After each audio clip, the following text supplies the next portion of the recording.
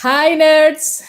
Welcome, everyone, and thank you so much again for joining to the last episode of Let's Talk Nerd. It's been actually quite nice, and thank you so much, everyone, for joining to every episode.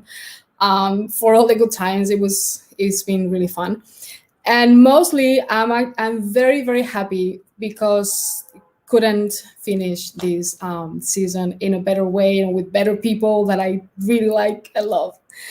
And this is not rocket science. I've known this guy. I've known them for a couple of years now, and I'm really excited because they're really nerd, just like I like it, and they're also coming with a really cool stuff, and they're really lovely, awesome people that you guys.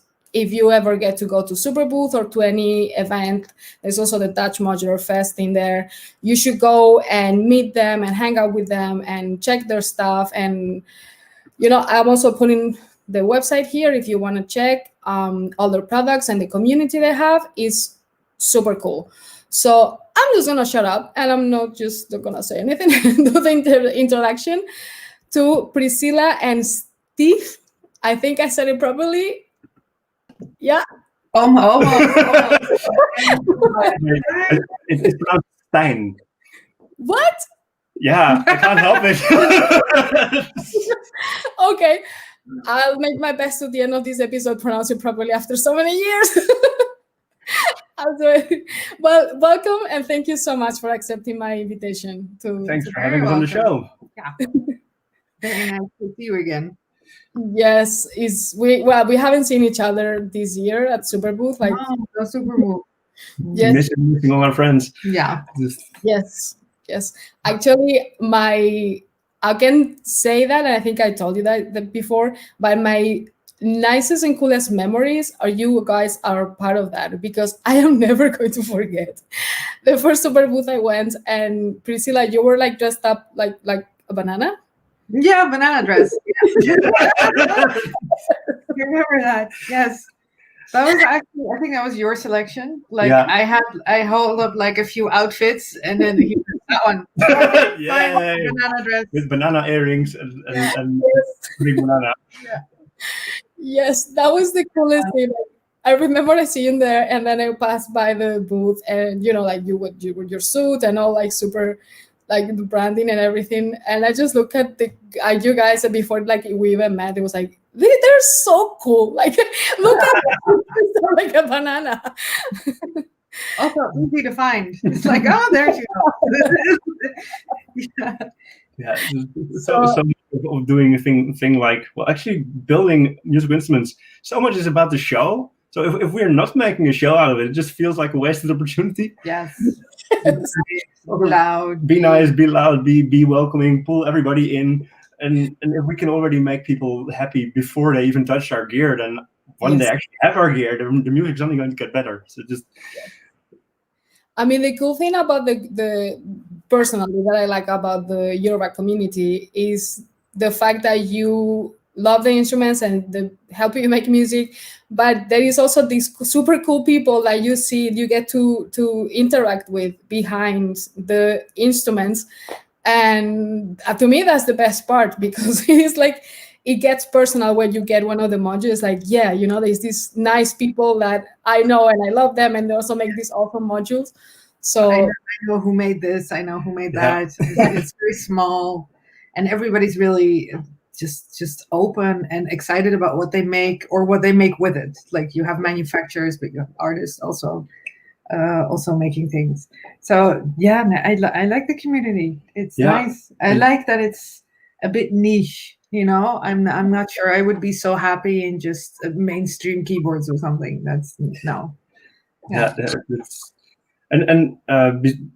outside of what most people get to see when they see us in Super Booth or some trade show, there's also a lot of manufacturers that still meet up in between all these things and share the adventure. Like we went to China with Paul Tas from Error, and then the next time he took Thomas from Sora Electronics to China. So we meet up everywhere over the world and try and make the whole adventure work. Yeah. Yes, it's really every time one of us finds a new manufacturing technique, like, oh my god, think of all the things we can do with this pretty new part, and then everybody's totally happy with it. It's really nice, actually. That I really love that, and I really appreciate the fact that in between the manufacturers in the community, between the manufacturers, everybody helps each other. That's one of the things that you don't see in the, like the bigger companies. Like Core doesn't go to Electron and they share the same techniques. That would work. Yeah, exactly. So it's that thing that I like, that like one just gets a new trick or gets to know a new component and they share in between, or just like everybody gets the gnarlies in their boxes from the FACO, and it's open source. It's about sharing. So is super super cool. So yeah, I'm really happy. I remember we were at a concert, Modular concert, and you were with Thomas at Amsterdam Dance Event. Yeah, and Thomas had just found some different key cherry keys type things. Yeah, they're very clicky, and they were just. Oh no, those ones. Yes, unplug some stuff. Those are the ones. Standing in the cafe, and each one was holding like 3 different things, holding it up to their ears, and other people were looking at them like, "What the fuck are you doing?" this sounds better. That was a proper nerd talk. Yeah. There's some interesting stuff coming out actually with these keys. Just this afternoon, Wooting, a Dutch company that makes gamer keyboards, was announcing that their new velocity-sensitive gaming keyboard can play MIDI. So you have a normal keyboard and everything, but each key is velocity-sensitive and aftertouch. Yeah. But the keys I was discussing with Thomas were those keys and have a tiny magnet in them, so you can have a magnetic distance sensor under each key, and you can make nice sequencers with that. So we were investigating if we would use those same keys to make something more music specific than a gamer keyboard. So that's the quest for interesting parts and new opportunities never ends. So cool.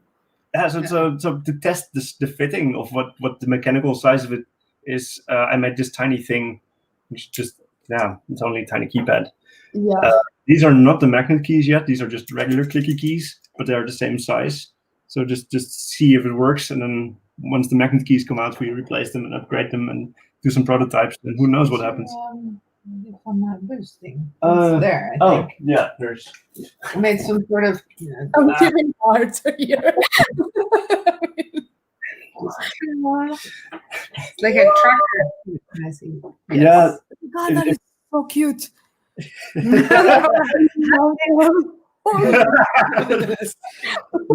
Specifically made for some software I used to make music with, Jescola Buzz. So this is not an actual MIDI keyboard. Well, it also sends MIDI, of course, but it just sends letter commands as keyboard commands. That is so cool. There is actually somebody asking what brand of gaming keyboard is the one that you were talking about. Wooting. Wooting. Okay, Wooting. Okay. Well, that's the answer. That is so cool. It would be so nice to make a sequencer or a drum machine with this. Oh. Yeah, but that sort of asks for another one of those 2.5-year projects. I'm not sure if I'm willing to commit yet. First this one. First we finish this one. And then we go on holiday. Yeah. And then we come back from holiday with drum machines. Yeah, maybe. That might happen. Yes. Well, yeah, first take your holidays, but then, there is the inspiration for another product. During holidays, yes, new things will happen. Oh my God, more ideas. Well, I do like I have this dream. For after the Phoenix. For after the Phoenix, and it's the shortest way to sort of summarize what my personal goal with it is chip hop on a cliff top. I'm not sure about the exact image of it, but well, me in the suit, and Priscilla with the microphone, and possibly a Tesla Cybertruck, nicely gleaming silver, and the sun down somewhere beside the cliff top with nice vaporwave colors, and then this chrome guitar to play these nice chiptunes with, and then so cool. Yeah, I think this dream is this is the aim. Now we only need to build everything. Yeah, then let's go for the production of the Phoenix first. So if anyone has a good cliff top that I think this might be happening on, then please let us know. Yeah.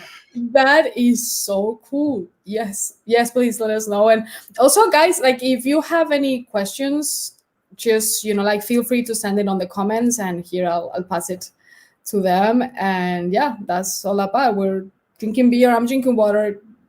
You're drinking beer. You're drinking juice. Yeah, there is a selection here.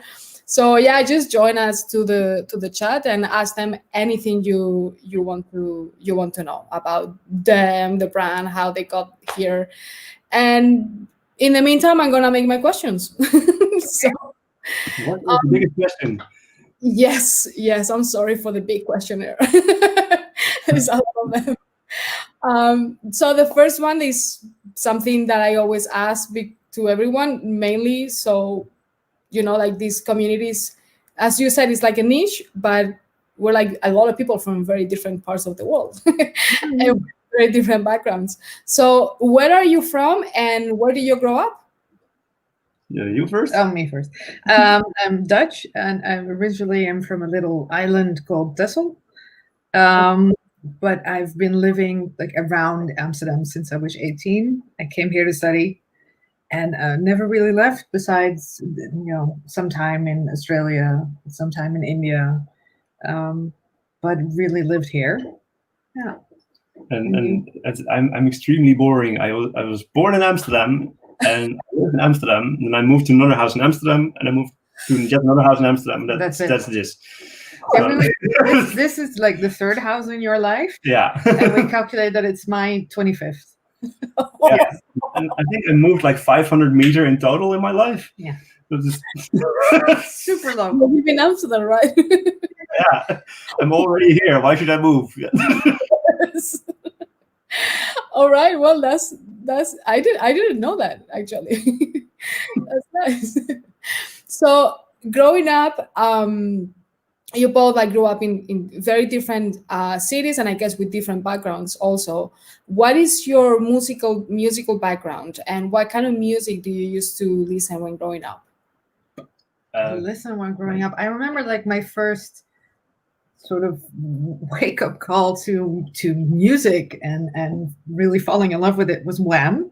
Like so nice poppy dance. Yeah. Wake Me Up, I think. Yeah, precies. And very, very mainstream, actually, like Michael Jackson, whatever was on Top of the Pops or something like that. Yeah, not very niche at all. Later, it became more but that's also, I think, very mainstream for my age group.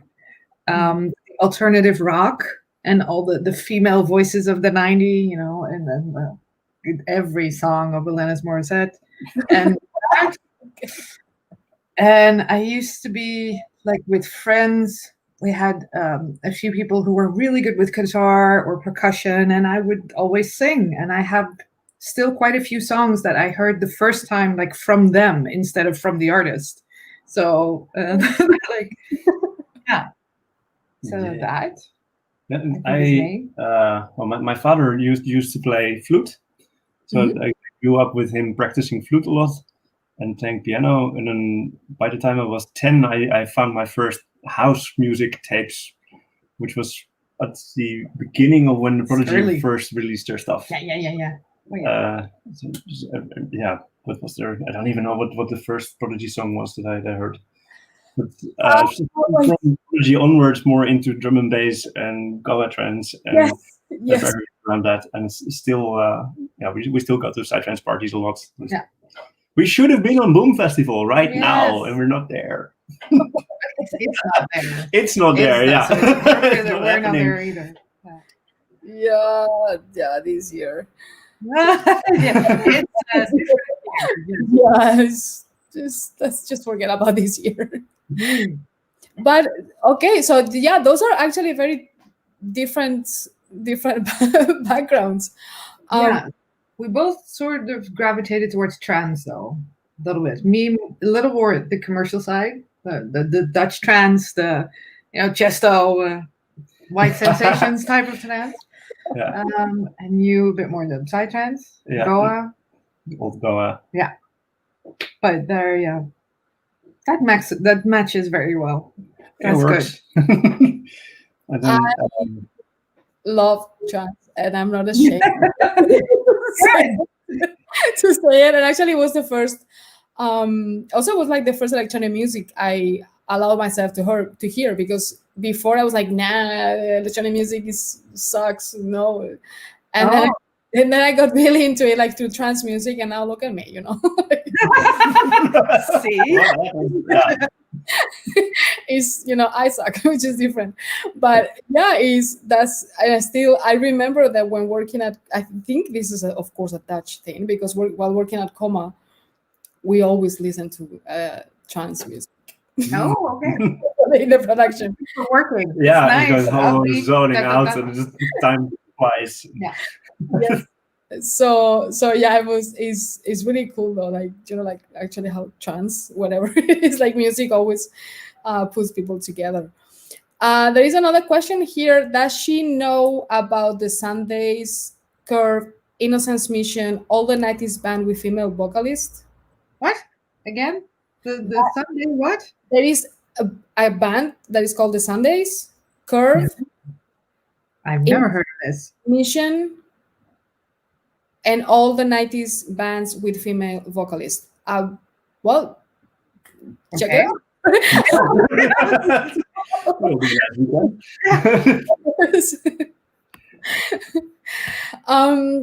What are so going back right now to the present, what are your roles in the company? Like, what do you actually do at This Is Not Rocket Science?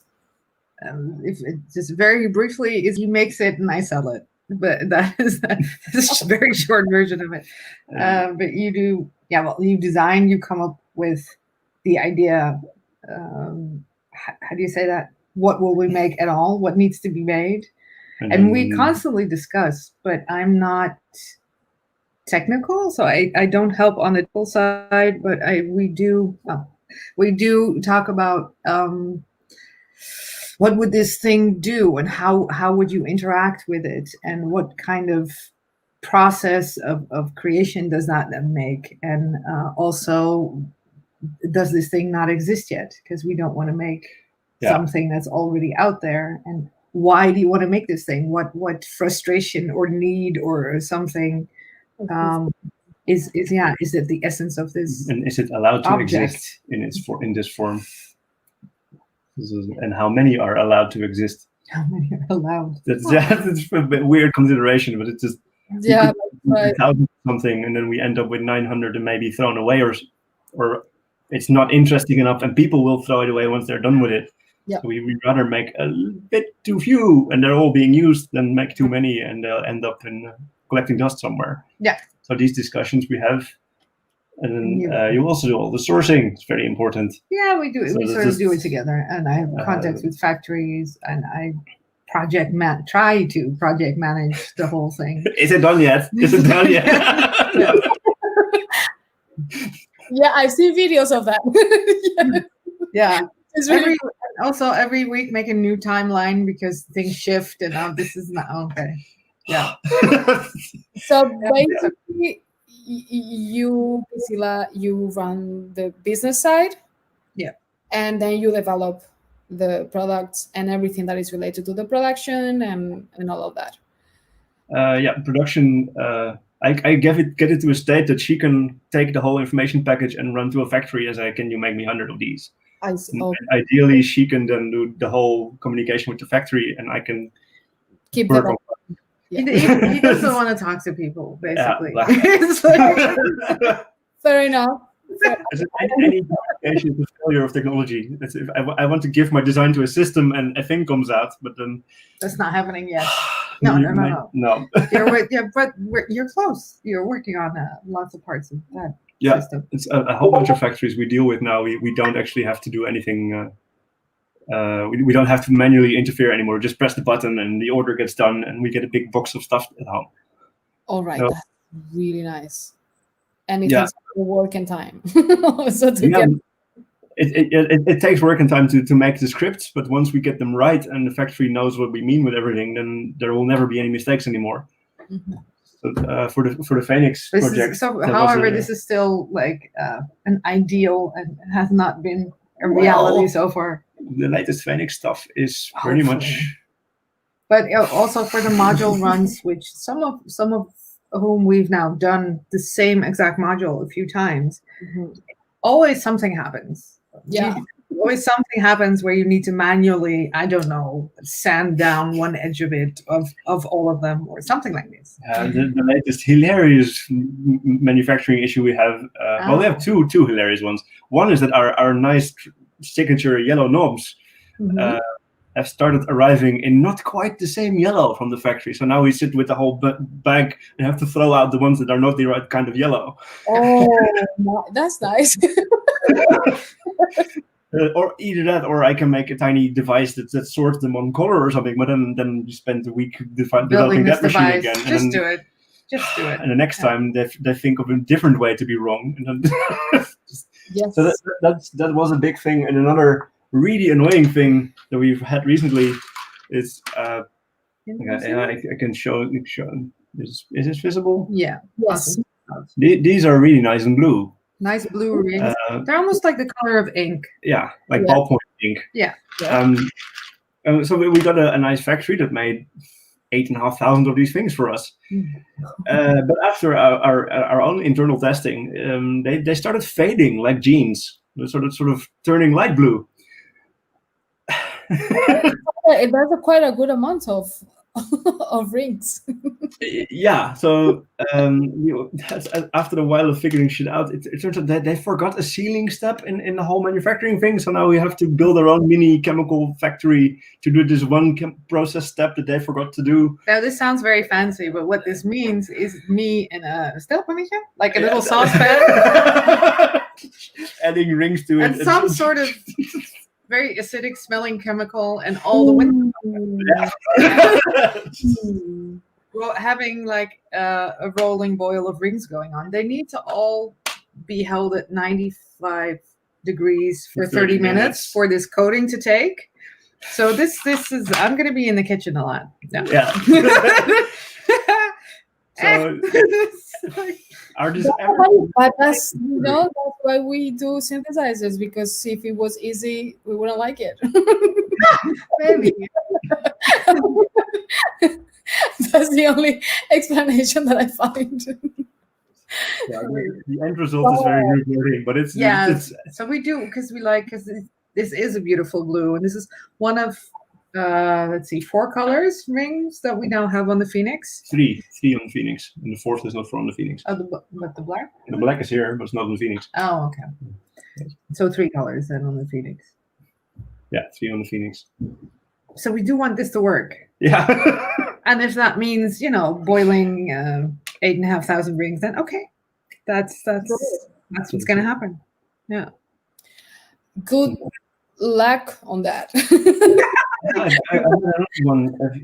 When you get your circuit boards from the factory, they're nicely taken out of the board, and if you're really fancy, you do large production runs.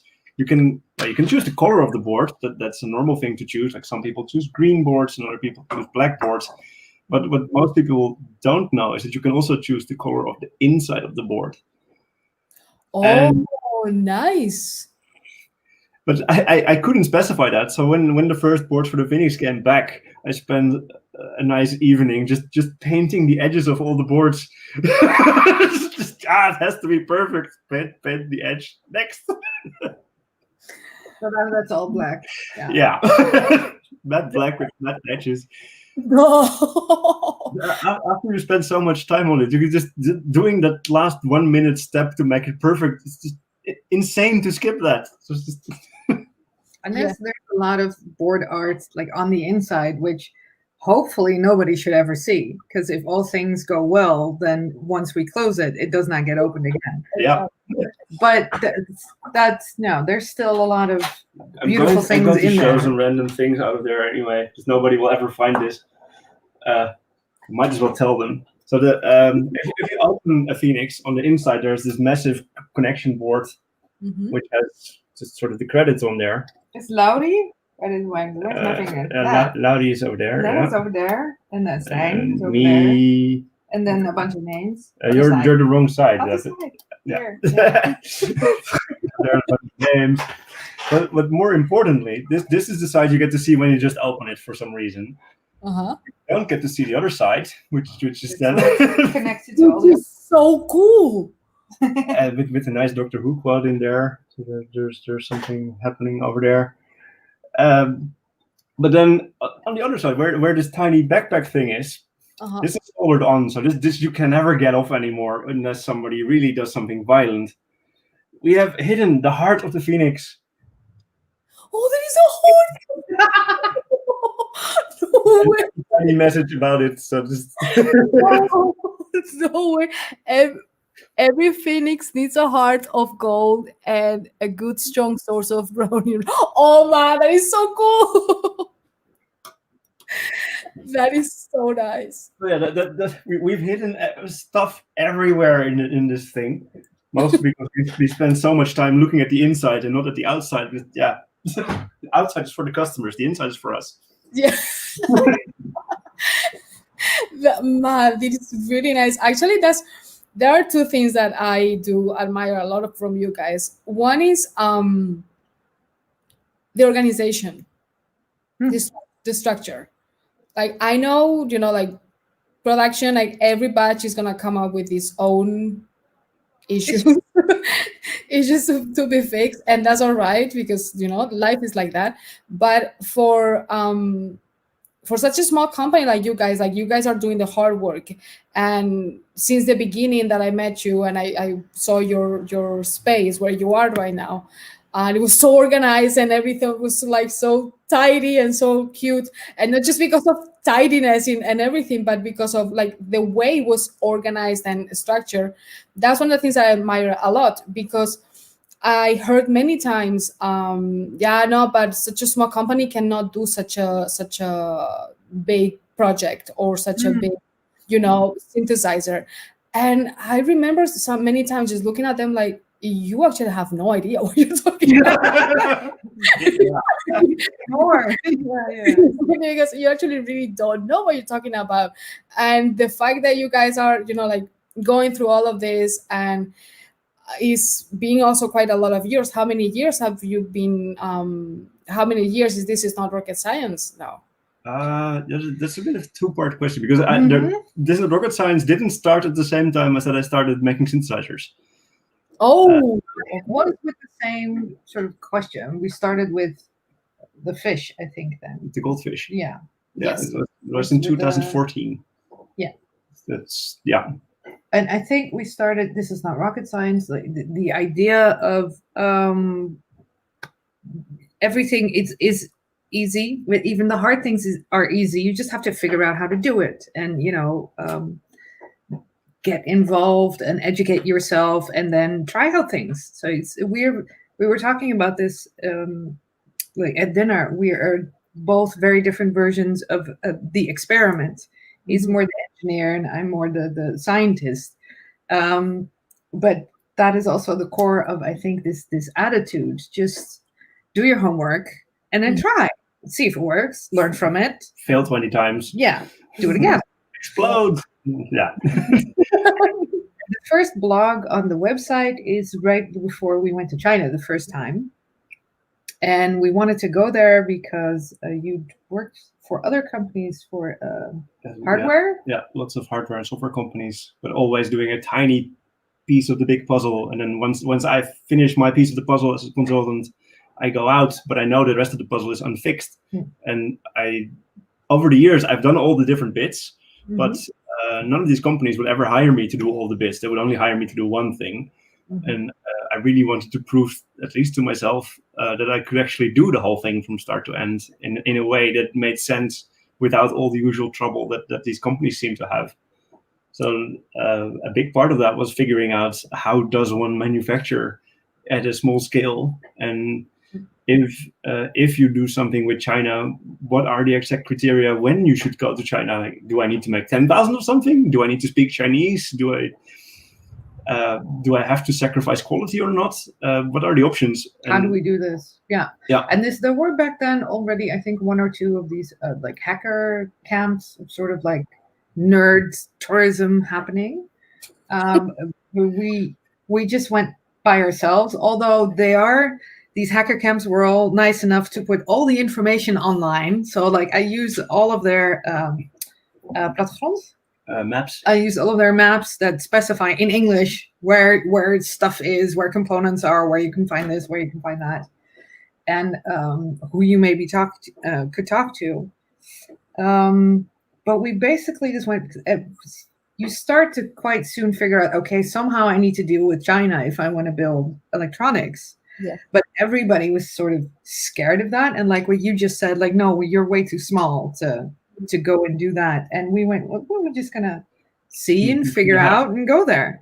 But if you want to have a proper investigation of doing that, and not just an abstraction and a touristic one, you need to have something to concretely build.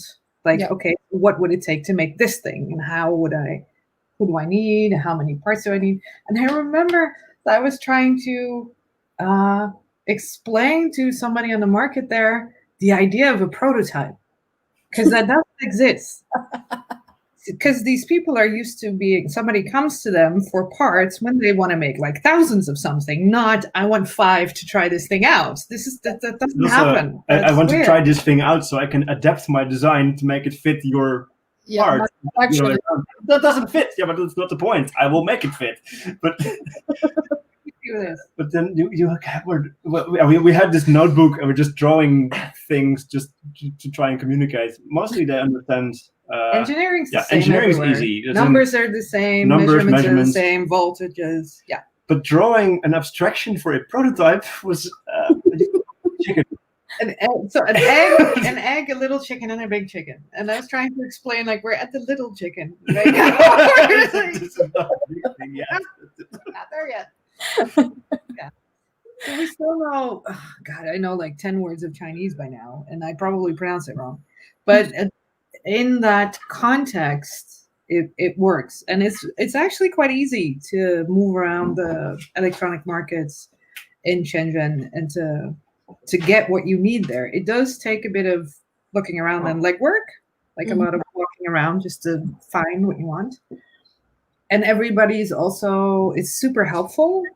I have found so far except the geheugenkaartjes. Memory cards. That was I think the only one thing that we were sort of scammed at. Yeah. But that's the mobile phone and the consumer stuff on where you really get the parts. They're all just honest. And if you can haggle if you really want, but it's already really cheap. And if you just get into a different price bracket, you will get a different quality. So it's not really you get the quality that you want at the end, I guess. We did have some trouble with trying to negotiate the other way around. Then can we pay you more but get something better? Yes. So a lot of times they think you are from the West, you must want things cheap. And we're like, no, we're okay with paying a little bit more because that's still really cheap for us. Yeah. We just want things to have a bit more quality. So that's an interesting negotiation. Yeah. And phone and translation app saying high quality. Yeah. If anybody's still going to be doing that, there's a book by Bunny, which is a really helpful tool that just has a bunch of colors, technical indications, and things that you might want to talk about, like in English and Chinese. Nice. So that you can still, with your zero experience of Chinese, by the time we got this, we sort of outgrew it already. But I have one anyway for reference. It's this nice shiny essential guide to electronics in Shenzhen, and it has pages full of things to point at. I don't have an example of this. Points to translate guide, sealing the deal. Next. No way. The sample is almost right, but I need something different. You can just point at the Chinese and then. I need it to be that, or just colors, or different voltages. And I also have a more official trade negotiator dictionary for anything related to manufacturing. Just English Chinese for some reason. The plastic is too runny or something, and there's a chapter on things that can be wrong with plastic. That is, wow, they have everything sorted. I mean, it's all out there. We're not the first to make something in China, it turns out. Yeah, apparently, there is other people who also know about this. Yes.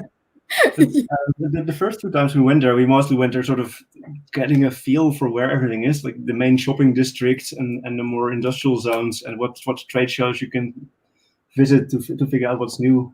I think in 2015 we were seeing our first 8K televisions there. And we were already showcasing them, and they had them, but there was no content or whatever for them, but they were there. Shenzhen, we keep always joking that we go there to see what the future is going to look like. Yeah. It's like a bit ahead of here.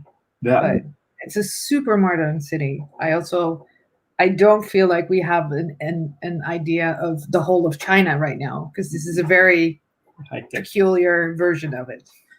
But what I really like.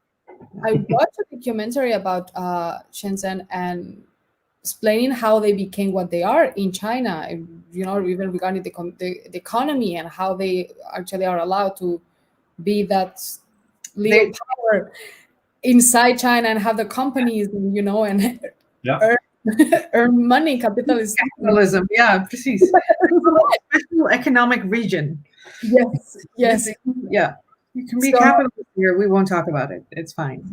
Yes, it's really interesting. And I watched the documentary and how it was the same, like showing the just little parts where I know there's another people in this community that goes there and gets their components there, and it was really interesting. So if anyone is actually interested on get to know where the components for our instruments come from, you should there. A lot of them come from there. The Phoenix, however, we have. Well, the components we brought back a lot ourselves last time. Not most electromechanical, not electronics. Yeah. So we did get all the tiny screw hardware and cables and switches and things like that. But most of the electronics itself, we now get assembled in the Netherlands, of all places again. But the boards still come from China. Yeah, so the circuit boards are manufactured in China, but all the assembly of the boards is happening in the Netherlands in a local factory. Okay. It's easier to communicate the relevance of the instrument, and we rather pay 10% extra for the assembly house, because the shipping of stuff from China to here is also very expensive. Yeah. So by the time you're going to ship crates full of boards here, we may as well just go to the neighbor and ask him to assemble for slightly more money, but in the end result, it's still cheaper to get it done here. It's also better. Yeah, well, we hope. At least more negotiable. Yes, and this is quite a complex project with not a lot of margin of error for how things are placed. Yes. So that's why we decided we wanted to keep this close, so that it's if something is wrong with it, it's easier to go back and forth and make sure it happens. And you also being in manufacturing will probably like these things. Like for the whole Phoenix, one of the things that comes out when I press the big button, all the files that are generated, one of it is these production jigs.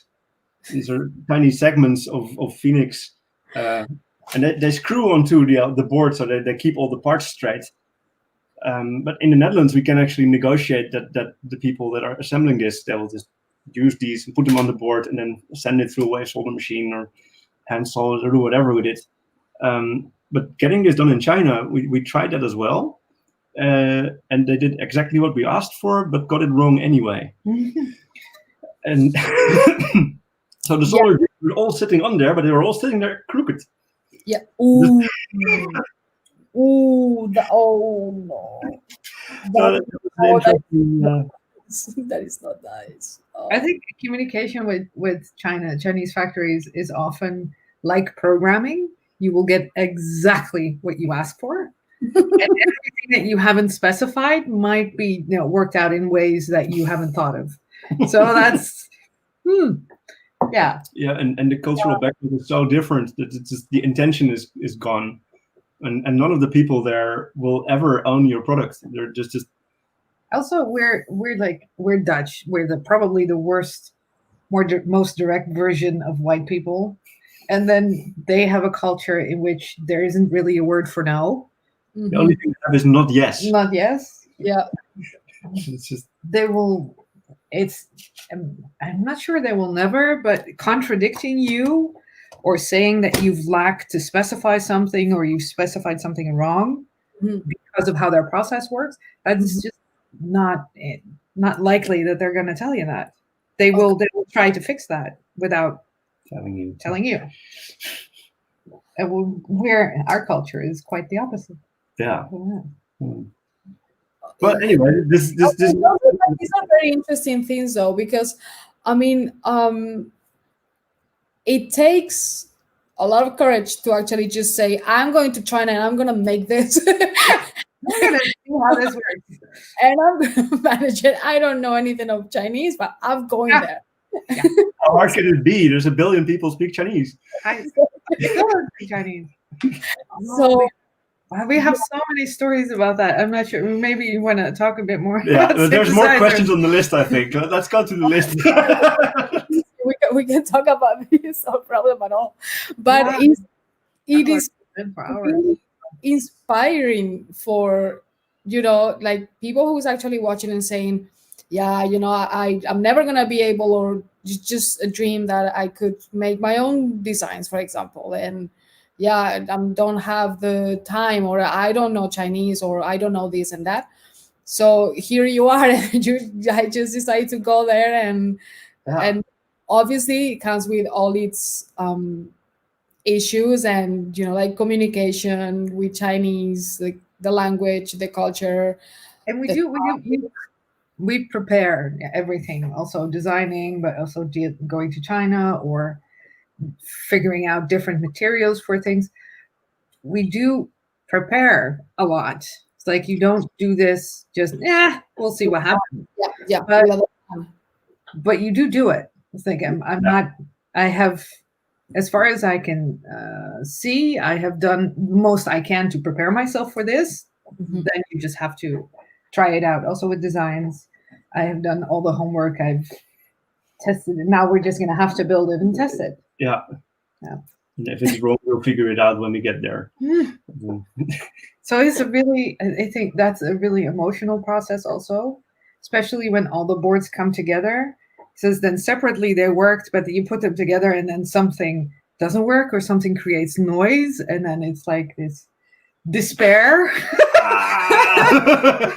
and everything is fucking horrible and no idea how to fix that. And then you try out a million things and one of them suddenly tells you why this is happening, and that then can lead you to how to fix that. But it's like, and especially in the Phoenix, literally the Phoenix, we had this noise issue when you turn everything off, no cables patched in whatsoever, you could hear the LEDs on the master output. And that, like, although at the LFO, you can see the LFO blinking. You can just hear this blinking LED. And if you put it more faster, you could hear that. And that was that happened only in the completely changed prototype 3. And then we spent some weeks just figuring out why and how, and suddenly it just clicked into place. And then now it's okay. But now that we fixed this noise, we can hear that noise. Crap. Because the noise floor was dropping. It's just everything. You're so hyper focused on if you can hear the tiny last bit of noise. That's just at some point I was hearing this weird signal. Not even hearing. It was above hearing level, 20 kilohertz. At least some people may hear it. I can't hear that anymore. But I was measuring it there. I was measuring it there. I was measuring it there. Oh my god, the whole thing is noisy. And then I held the probe in the air. I just said, oh, it's also here. Oh, right. Environment. There's so much. The LED lighting in this room was causing so much noise over the 220 that it's just, oh, this is not our noise. Nice.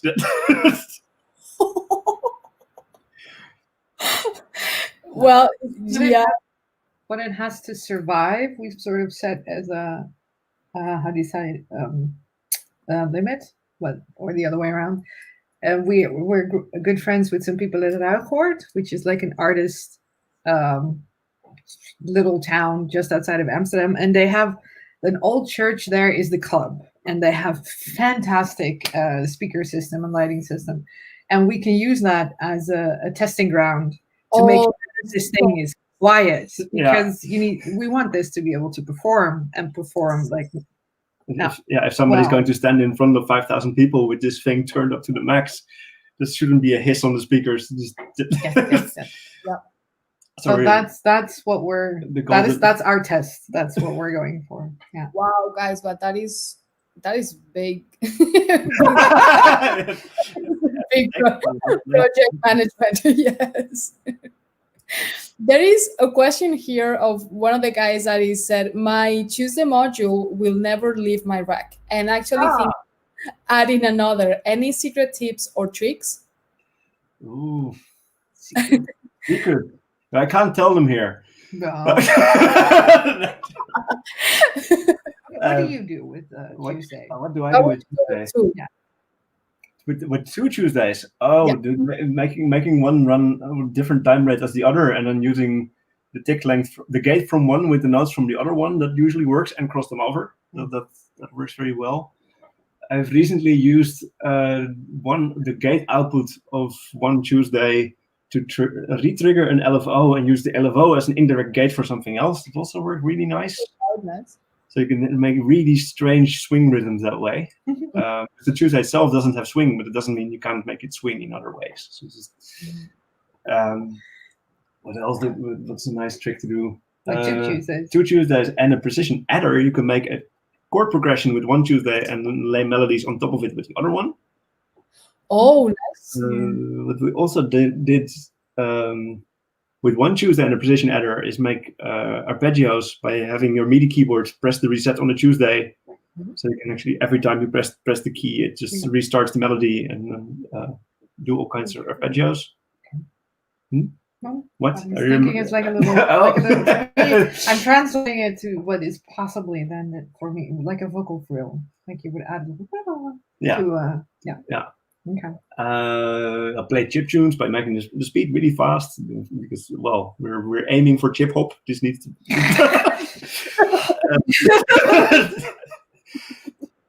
What else do I do with it?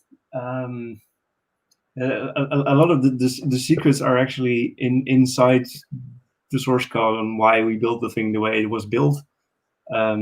Depending on how deep you want to go, there is a Choose DIY Facebook group these days where people build their own distant rocket science modules. So they download all our files, they build their own, they program their own. But some people are advanced enough that they also make their own algorithms for this. So there may already be alternative firmwares out there that have some extensions to it. Nice. Is that on your website? On Facebook, Choose DIY. Okay. Because it's not our group. No. I really like that. It's just they do this. I in this a lot. I help people whenever there's something weird, but yeah, when I found the group, there were already more than 100 people in there. I said, what the hell? There's people in here. That is so nice. If you guys can send me the link on the private chat, I will add it to the comments here. And there was another answer here. Yeah, that's their plan. Get everyone to buy 2 copies of everything, one to use and the other to destroy to find the Easter eggs. Yep. Getting more than one feelings will be difficult. Or you can buy 2 and make music with them, and then the third one is to find the Easter eggs. Well, I'm gonna keep asking you question, guys, and there we go. Here is the link. I will add it to the comments. And you guys that are watching, you can keep sending your questions, anything you want to know about them. As I was saying, it's really admirable that you guys are, doing so nice instruments, and now going for such a big project like is the Phoenix, and taking it from scratch and doing all the way on the production until now. So since you started, like, because I saw on the website all the information from your first projects before This Is Not Rocket Science, so that means that This Is Not Rocket Science started in 2017 with the Tuesday. 2014 is when we went to China. Yeah, and 16. Because it's like it has to do with our it's interlinked with our marriage. Yeah, basically. So that's we talked about this. So he really wanted to make a full product, but he doesn't like the business side of that and dealing with people and dealing, because then you get customers and or stores that you might want to sell through distribution. We had no idea how we were going to do that yet. Thankfully, I have a couple of how do you say that, educations, but the first one is in marketing. So I was like, sure. That's like, what do you want to do? How do we set this up? And we decided it would be his full-time job and like my part-time job to do this together. After we got back from the honeymoon. Yeah. So that's, we almost simultaneously got married and started this company. And to make it complete, all the patterns in our wedding rings are also the patterns that are on the modules. There's this. No way. The green suit you saw me in is my wedding suit. No way. Not my wedding dress. No. No. That is so cute. Yeah. This is the cutest thing I've ever seen. It's so cute. So I mean, okay, this is really.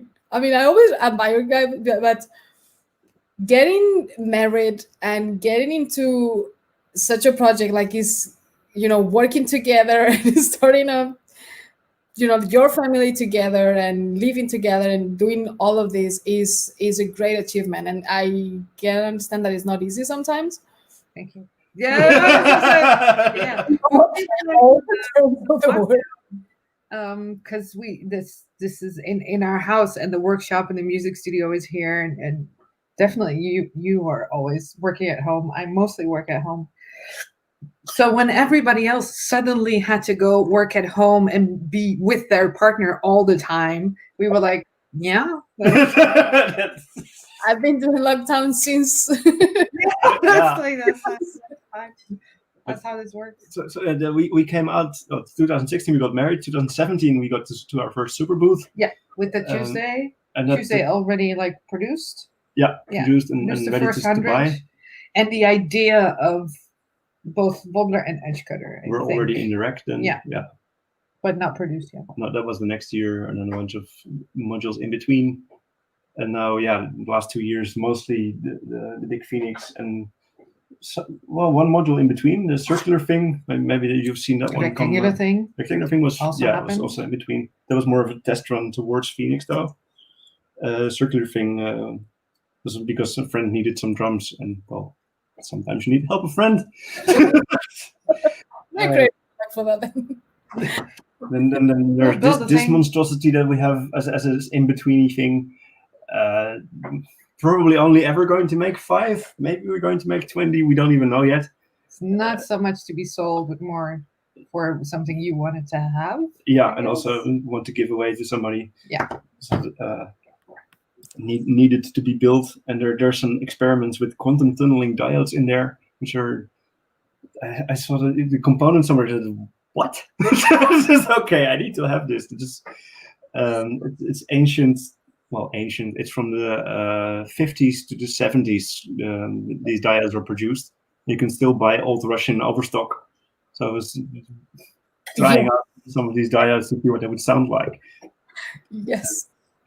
Interesting diodes, yeah. Maybe we'll do a module around these diodes, but I have to get some new ones, and they're not always easy to find. No, we need to source them first. Yeah. This is you can go to Russian. No, I need to learn Russian.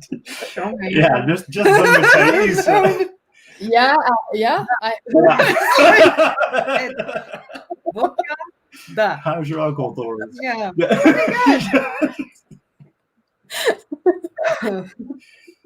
So, okay, there you show that in between all of these products, apart from the one you just showed, are there other ideas or prototypes that you started developing and then you thought like, not going there.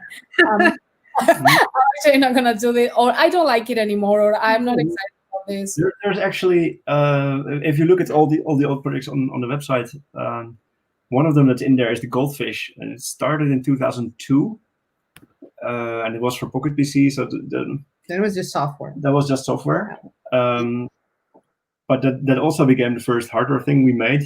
But no, I don't have it separate. It's in a crate somewhere. But that synthesizer concept has been on my radar to be making as a real product for a while now. But every time I try, I'm not good enough yet. I just cannot do it justice the way it should be done. So new prototype, no, back. Do something else, and then a year later try another prototype. It's still not good enough. I don't. Yeah. But it's after Phoenix. I think I know how to do it now. So it's been there's been some ideas brewing with way too many LEDs. That's way too many. Is it really way too many? I want to make a 4K screen with LEDs. Of 4,000 LEDs. All right. Yeah. Okay. Yes. Then yes. So way too many LEDs. No spacers. And it's going to be very much optimized for manufacturing, but in a way that you can't see that it actually is optimized for manufacturing. That's also an interesting shift that we've had. Because so far we've always tried to design stuff that it looks like Apple could have made it by selecting a manufacturing method that just doesn't look bad. It could, well, if Apple would make something, they would just use the same materials that we would choose. But at some point, if you take that to the biggest extreme, you go to where Apple is now. They're just making a waterproof blob of plastic with no head-on ports and nothing else anymore, which is more about how to manufacture this reliably than what users actually want. And so it's just, and now that we are slightly scaling up after Phoenix with what we're doing, I really want to watch out that we're not going the easy way, that we make something that's only easy to manufacture but doesn't result in the best end result. So it's not bad if something is difficult to assemble. It's just sometimes you have to. But it has to start from the musical process. Yeah. And so you've learned so many things about manufacturing and materials, and I know you want to use that and go a step further with a few things. But always, it can't come from there. It has to come from the musical part, and then we can, find interesting ways to manufacture. But so the fish is going to get LEDs, lots of LEDs. That's not a musical feature, however. It does serve a purpose. It makes sense in some ways. Have you ever played with a Nord Micro Modular or a Nord Modular? No, I have. I never got the luck to play with the Nord Modular. I actually, the only Nord I had in my life, it was the Nord Rack. That was a nice one. Yes, which is, I'm so regret that I don't have it. I really want to make it's a sort of spiritual successor to it. So it's modular synthesizer. But it's a software modular, so you can edit it on a screen and just build a patch and then stuff that patch into your tiny device and bring it with you. Because I miss polyphony, but I don't want to give up modular. So that's another project that's on our website is Block Modular, which is an educational modular synthesizer that I've been developing since 2009, I think. Well, the first versions are from 2005, but it's latest version is actually from a few months ago, but It keeps changing. It keeps changing. When were you teaching with it? I was teaching in 2005, I think. Yeah, there we have it. There we go. It has had many incarnations and iterations and many different UIs and the different plugin house that it works for. But I'm going to attempt to put this in a box. That's pretty much the plan. Mm-hmm. And because it's modular and reconfigurable, the front panel also needs to be reconfigurable. So every knob needs to have a label which can change and show information on what's happening in there. And then we could stuff tiny screens in there, but then you're always feeling like you're looking at tiny windows behind your device, which are not really the device itself. Mm-hmm. And the case is sort of a shell around your device instead of the case is the device. Yeah. I really want to have all these LEDs make the whole outside into a star constellation. I see. Really usable as a screen. So flush, I guess. Flush. LEDs flush with the. See how far we can make it waterproof, dust-proof. Because there's some customers that take our stuff to Burning Man, and we already got it back. So let's see how much damage Burning Man does to a modular system. So bad. So just open it up, dust it all out. A friend of ours, and we offered we'll clean it. Just when you get back, don't touch it. Yeah. It also had some of our modules in there, and we're just really curious if something gets in there. If so, what can it possibly do to it? How will it break? But again, for the chip hop on the cliff top, if I can make this thing that's really waterproof and dustproof, and you just throw in your backpack and you have your polyphonic modular synthesizer always with you, that's something I want to have. So. Please, maybe 2.5 years more. There's already decades in that project, so it's not like I start from zero. Yeah, I think they did the Phoenix because this is the 4. There were 3 before, but not by us. In terms of hardware, the other thing is going to be easier. It just needs to run everything we've already built. So good. You mentioned now, which actually makes me remember something. I don't know if it's one of the questions I sent you, but you mentioned Apple and how they're developing their technology. And I'm never gonna forget that when I met you guys, that I went to your place and you showed me that your iPhone.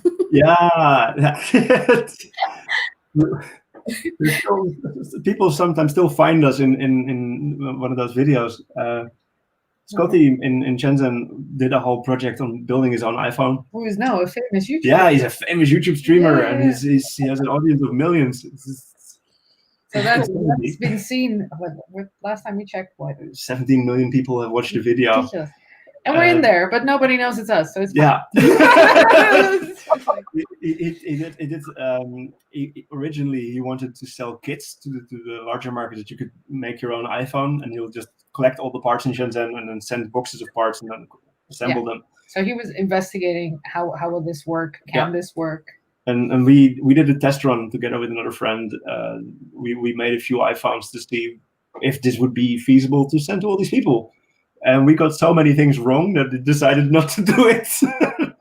And you are really good making hardware. So it's like if they are having issues, then it's not likely that other people can just do this either. I must say, it's while technologically really impressive, it's really an asshole design. They did so many choices that they didn't have to.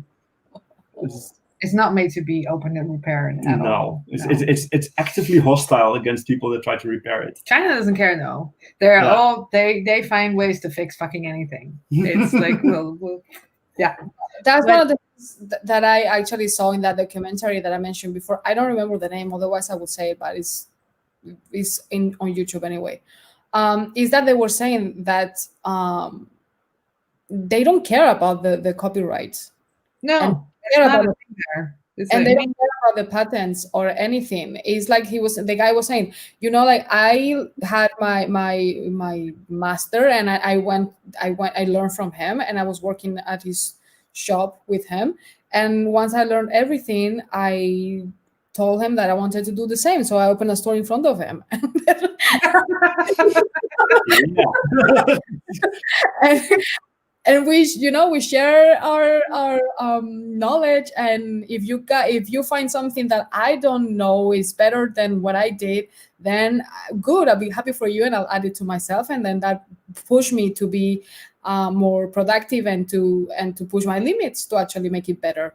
So he was saying that about the European, like the Western side of the culture, the differences.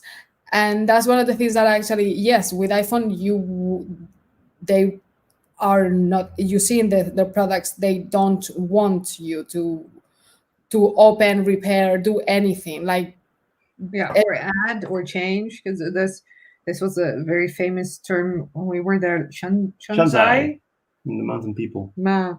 And basically it's what happens there much more than what happens in Western technology. It's because they don't really care about patents and all of that.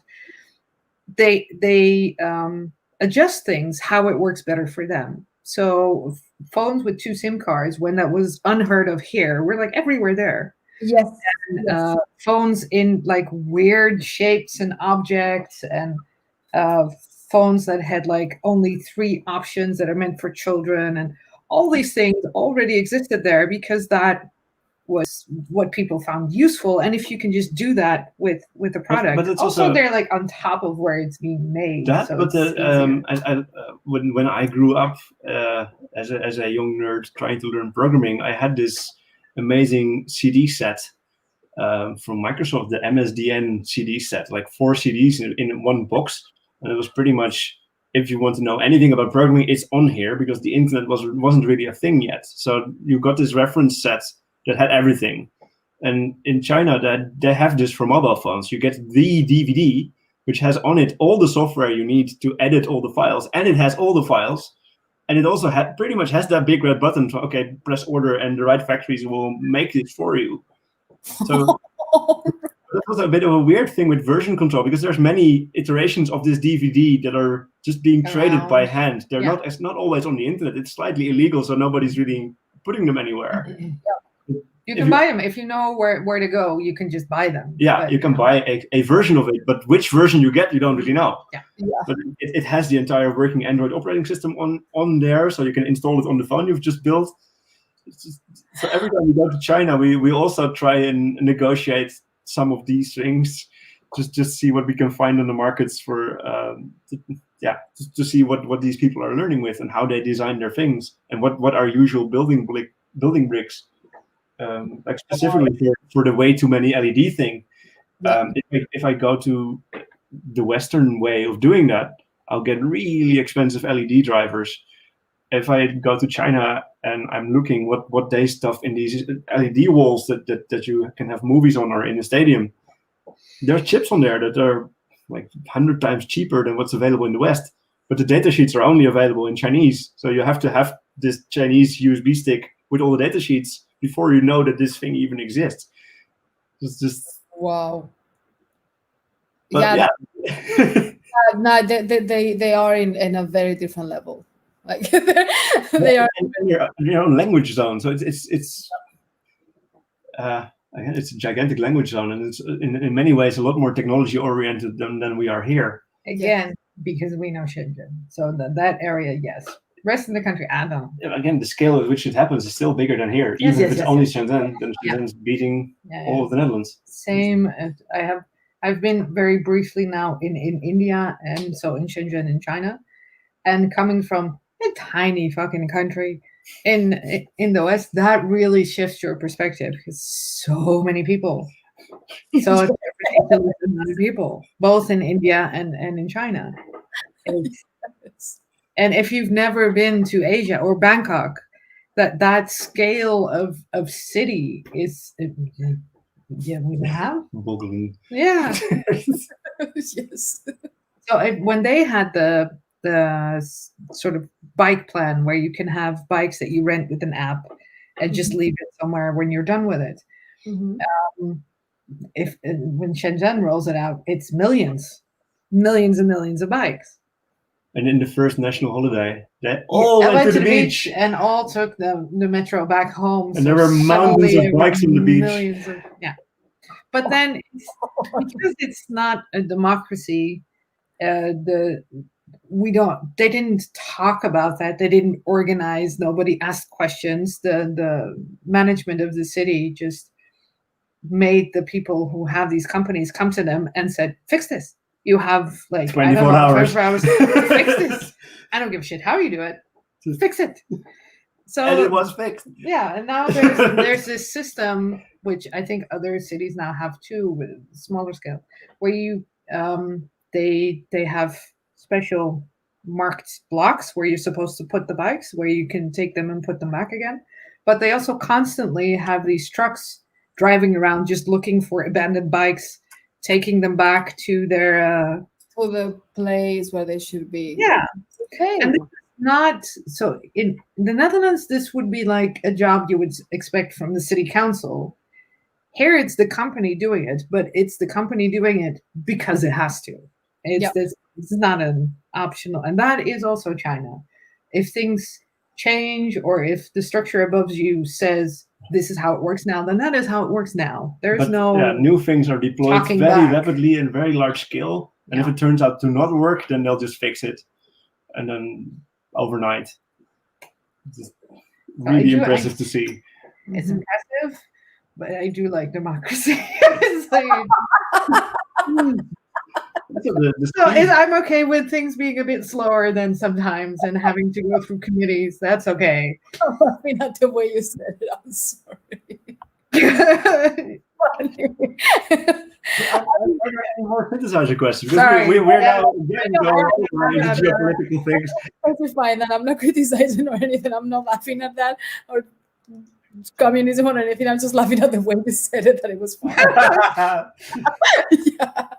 But I mean, yeah, I guess it's really funny though how to see that if we think from the outside and we see how the synth community is such a small, tiny piece of what is the music industry itself, but the Euro community is even smaller than that, and how communicates so many people around the world. You know, like even traveling, and I've seen also pictures of Paul and you guys and Thomas and Martin in China. You know, just really goes everywhere. Performances in Thailand, and now it's in Japan. We're hoping to still come at some point. We got the Japanese Modular Fest thing. Yeah, they're talking about Fest. Yeah. And there's also one in Osaka, I think. They were 2 weeks apart, so I think if we go to Japan, we do them both. And then... But I think that's really the internet makes it easy to connect, and this weird way of interacting with music. You know, these tiny little studios that people have in their house, they exist everywhere, and we sell ourselves directly to wherever we can ship it. But also through a few stores. So one in America. I don't have Tin Shed in Australia anymore because Tin Shed's stopping. But so that is also global, even though that order is usually 2 or 5. You know, it's not much, but it's going over the whole world. It's nice. And we had the first time somebody ordered something from Vanuatu. I thought they were kidding. I was like, that's not a real place. some really tiny island. It's an island somewhere in the Pacific. Like, what? That's real? Oh, okay. So even there on this tropical island somewhere, somebody is probably in their basement with a little Eurorack system or a big Eurorack system. I don't know. Yeah, dodging taxes, doing beeps. Yes. Yes. Why this is not rocket science? Why that name? Do you want to? Well, there's a few things. Yeah, there's several reasons. Well, one, there is no rockets, no science. Have you seen rockets? But more specifically, I was discussing, I think, Goldfish board or one of the earlier modules that we prototyped. With Laudy. With Laudy. Who Laudy also is works on also a designer on the Phoenix project. He's also starting his own company now, so there will be his own products out soon, I hope, as well. Okay, nice. It's infectious. It's infectious. Yeah. But I was discussing something, and I were designing a board, sending it to Laudy to see what he thinks, and this can be better. It's okay. This is what he designed. How about this one? That can be better. And like a few times back and forth, every time there's something else wrong, and in the end, it's exasperated. Laudy, we're not going into space. This is not rocket science, and that just stuck. So it doesn't need to be radiation hardened. This will do. This will make music anyway. It's fine. Yeah. Wow, that is really nice. It stands for like that attitude of you can do it. Just figure it out. Yeah. Prepare yourself. Build it. And the whole concept that technology is not supposed to be hard. It's supposed to make the impossible possible and the possible easy. And anything else is just, well, yeah, it's less difficult than impossible. I still have it somewhere on the website. It says everything is easy once you know how to do it. That's it. Yes, that's right. But maybe it should be everything is easy after you've done it, because then you know how it should have been done, and now you know how to do it. After you've automated the process, you never have to do it again. Something like that. Yeah. But in general, most of the stuff that's happening in synthesizer world is not that high tech. It's all sort of stuck in the 80s, early 90s. Mm-hmm. Hardware, right? Yeah, hardware, but also signal processing wise, a lot of it has topped out rather some time ago. And there's been a whole new shift in how easy and cheap it is to manufacture things. So we can now go to market with these small runs. But technology-wise, this should be easy. It's sometimes weird that it isn't. Like some people are building gigantic particle accelerators, and we have these amazing computers in our pockets. And we're streaming over the internet now with God knows how many bytes per second. Mm-hmm. So one oscillator should really not be rocket science. Yes. I mean, it is something that I believe that you're right, that actually things get easy after you fail and learn and then make them again. But I also believe that nowadays technology is advancing really fast. Is getting as you say, we don't have access to what the technology can do right now, because maybe in China which is what is happening, they actually have access to that. But I also believe that the companies, like tech companies, mainly like Apple or other big companies, they make it look more difficult than it is. So still like that little aura of secret around. Yeah. There's been a large regression in how easy it is to build things with a computer. Yeah. That's one of the reasons. I don't actually use a mobile phone. I don't have a phone. I built one. I don't use it. Every time I have one, it feels so sad. This is 10 times faster than the computer I used to learn programming with, and I just cannot make this tiny thing do that without a second computer even to program it on. It's just madness. Mm-hmm. It's really just a consumer thing. It's not for you to do anything with. Yeah. So you can only be using it. That's it. You cannot control it. But there's luckily on the other side of it, the flip side of it is that you don't need to be a big tech company anymore to make an interesting device. Yeah. One interesting thing that I found recently, have you heard of the Color Maximite 2? It's a future retro computer. It's like the game consoles you have behind you, the old Atari, but it's open source, open hardware, tiny computer. And you flash some sort of BASIC on it, and you connect the big screen to it. You start it up, and it boots into BASIC. So you get the whole Commodore 64 environment. Like just start up, you have BASIC. except it's modern, and now you have a full HD screen to connect to it, and you have a nice audio chip, and you can do all the modern things. So we can still do a lot more than before, and even if Apple is not doing it for us, it's still happening. But yeah, it's been pushed. Science. Everything is more open than ever, and we have Wikipedia. We have I don't know what else, Stackflow even. This is also why we're like open source as. I think what? Goes with that. That is another question that I have for you guys. Like, what is your thoughts about patents and open source? Which I don't know. Maybe you go.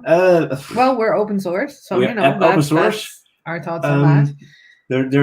There's always a slight double-edged sword with open source, specifically in music world, and the patents have already been granted. Almost all the patents that are any way sensible have already been granted to the big guys. So if I release anything open source, it's a legal minefield, and I'm opening up the possibility to be sued by these giants. Mm-hmm. So it's, I'm very much against patents, and I'm very much in favor of open source. Mm-hmm. But I may not always be able to release everything open source because I just don't have the legal department to make sure everything is actually cleared. I see. Also, for the Phoenix now, we're working large parts of it are based on the designs that didn't start as our design. So we don't own all the rights to it, so we want to release everything. But we can't. It's not just ours. It's not ours to give away. So so it's based on something, and therefore we're not the only authors anymore. Yeah. But for long-term support of the whole thing, of anything that we do, it's just like extended warranty. Normally you get 2 years of warranty for your device, and then after that you're out of luck, or some repair guy has to do it. Mm-hmm. We really do want to have all the schematics always available for anyone that wants to repair it 50 years, 70 years from now. Mm-hmm. Of course they should have the schematics and all the code to keep the things alive. Because otherwise you're building maybe, we're doing the same planned obsolescence as Apple may be doing with their iPhones, but now our planned obsolescence is 50 years. That's still being thrown away in 50 years. So, so we want all the designs out there. So, for example, okay, so actually that's something that it comes out right now. Like, if I want to, like legally speaking, how do you manage to go through the schematic and go through the circuitry of the Phoenix and say, okay, is it inspired? Is it actually a clone, a replica? How do you started the project, and how that actually translates legally so you can sell the product? Phoenix 4 we've actually done in cooperation with the guys that did Phoenix 1, 2, 3. So we've made it. There it's not a clone. Everything has been redrawn from the ground up to use modern components, and we haven't used a single circuit board design that's the same. So legally, it's completely in the clear. Legally, it would even be completely unrelated as far as the law is concerned. Because in electronics, the only you can have some. I don't think you can have circuit patents. You can have copyright on the literal drawing of the schematic. Yep. If you don't use that. If you change one thing, whether or not it affects or if you redraw it in your own software, then it's already... Then it's different. Yeah. Mm-hmm. Okay. And there's literal copyright on the circuit board art, like the PCB itself, where the copper traces are. That's also under copyright. Like same laws as photography, actually. It's just take a picture and then it's your picture. And if you have this layout of copper, then that is copyrighted. But if you make your own circuit board, then you're already in the clear. So... hardware-wise, it's easy. Software-wise, with software patents, we get in trouble if, like at some point, IBM even had binary addition as a patent. So anytime you combine two electrical signals into one, pay license fee to IBM. Yeah. Nobody's going to do that, but they keep this sort of war chest of... Yeah, of course, because they want to get paid for nothing, obviously. It's usually like if your company becomes big enough and interesting enough that they may want to negotiate, they want something from you, then they can either say, well, you can sell us your product for this, Or and if we you will don't like sue you. this, we'll sue you into the ground. So it's just Yeah, that's the way of making business, of course. yeah. Sadly, that's An option. everyday thing in lots of these big corporations. Okay. It's also why these like Korg and Roland don't really work together. So for the Phoenix, I think it's more, what do you call that? Like an ethical thing, because Bert, it's not exactly his designs in there anymore, but it's very much, or not all of it. Some of it is very much based on, especially the Phoenix 2. He has also, he's looked at it, he's been part of the process, and he doesn't do things open source. So, it feels weird to sort of drag him along into our decision to open up everything. Mhm. But we will discuss this again once we get to it is produced. At the very least, Are you okay with releasing I want to see all his of it will. or part of it or something like that? I want to be at the very least in his will. If he ceases If to he be, dies, if he dies, it'll the be open design source. goes open. Well, Yeah, this- You can no longer profit from it, and nobody else is going to profit from it. Then please, can we give it away? I but mean, that's his decision, Yeah. and that's we feel a certain way about it, but it's also okay for him to feel differently about that. mhm. So, I mean, I'm asking this because you know that there are two situations. The one that is I'm not against replicas or just like ghetto synthesizers that you love and like just go hard on this and open it and try to send do it to China, have it remade. You don't even have to do it yourself. I Yeah. mean, that was my dream even before soldering my first module, when I was like, yeah, I guess I could be, like open it and one day maybe even understand what is happening. Well, now kinda. but that's one of the things that most people, like with the TTSH, for example, or the other syncations, there are many out there. One of the things that I like also of the community here in the DIY community, so to say, is the fact that no one is judging anyone. Like you make their product and it's like, yeah, it's awesome, this synthesizer is vintage, it's cool, and now I can finally have it also. Like you spend this amount of time doing this. But in the other side, we have Behringer, that it comes and it's like, no. No, we don't do that, obviously for ethical ethical reasons. But I find this also really nice to talk about this, because many other people will have the same passion for synthesizers that I had when I started, and they can know that one day they can actually see it and say, oh, there is this old synthesizer and there's all these things, like patents and all this process that you have to think about before even start the project. Do So you that. guys are doing this already. But yeah, Behringer is a bit of a weird case. That's Let's not yeah. discuss Let's Behringer. not go discuss there. Behringer. So we share for our modules, so not the Phoenix, but everything else we share, and so that's why this Choose DIY group exists. So Mhm. they just took what we had put online and started building, and also now probably started writing some different algorithms themselves, and maybe some other modifications to it. There's a fly. Go away, fly. Yeah, I haven't the same here. Like we just talked about in China, if you have access to how it's made, what it's made of, then you can maybe learn how circuits like that work, and you can create something that is sort of based on that but completely different yourself. Mhm. Or you can just put in the effort to build exactly that yourself, or an adaptation, something in between it, something that takes parts of this, but whatever you need, adds on top of that. And you are self-taught, basically. So it's also from how you've learned. So Yeah. it seems very natural to then provide that back.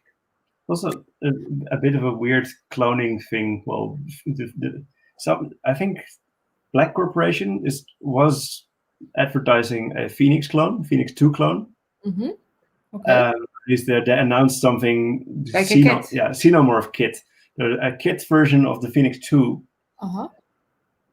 Which is a clone somehow, or we don't even know what exactly they did, if they ripped an old one open and did something with it. But by doing that in a not so nice way, they completely, they forgot to ask Bert what he thought about this before doing this project. And Bert is still around. We are still doing the Phoenix project. And suddenly there's this clone coming out. And Bert is still sitting on all the old stock from the actual Phoenix 2. So he has closet full of chips. And no way. No. So he could have given all the chips to. This could have been a really nice collaboration. Yes, this could have been an amazing collaboration because he wants to get rid of all his old chip stock. But because it was not played nice from the beginning, this will probably not happen. Well, that is actually one of the things that, it's also good to mention. The community is really nice, but there is also this other side of people that's still alive, that they made awesome synthesizers. And Search is one of them also, for example. Like, there is so many people doing Search panels when the man's still alive and no one is paying him any license, which is he's an old sick man, actually. Probably needs the money. He's the least you can do is be nice to them. And one of the things that I liked also about Random Source is that Ralph is a lawyer, so I guess he knows his shit very well.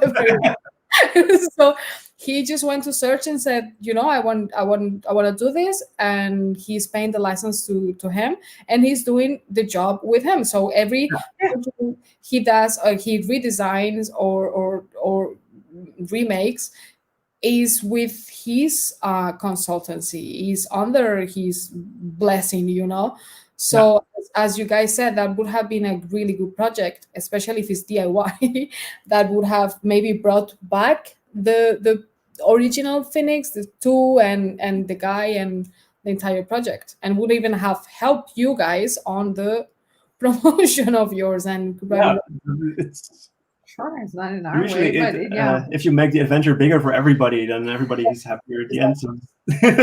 Exactly. So, there is also this, there's good sides and bad sides, but it's good to talk about this. So everyone that is out there, and please, guys, if you in 20 years you want to make a ripoff of these guys' modules and they're still alive, please ask them. Let us know. Not what you're done, but earlier. One of my favorite mathematicians recently died, and I literally had a tab on my browser open with his mail details, and I was wanting to send him a thank you for the work over the years, because he came up with one of the patterns that we use everywhere. And I was about to start writing this mail, and then just this news pops up that he died, and I never got the chance to send him this message.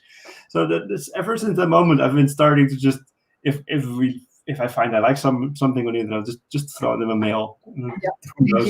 Thank you. This is awesome. Next. I intend to use it for this and that, or just thank you. This is great. Yeah, we've used modules as that for a few artists that make electronic music as sort of a, because we are also the generation of the download. Sorry for downloading. Yes, have a module. Have a module.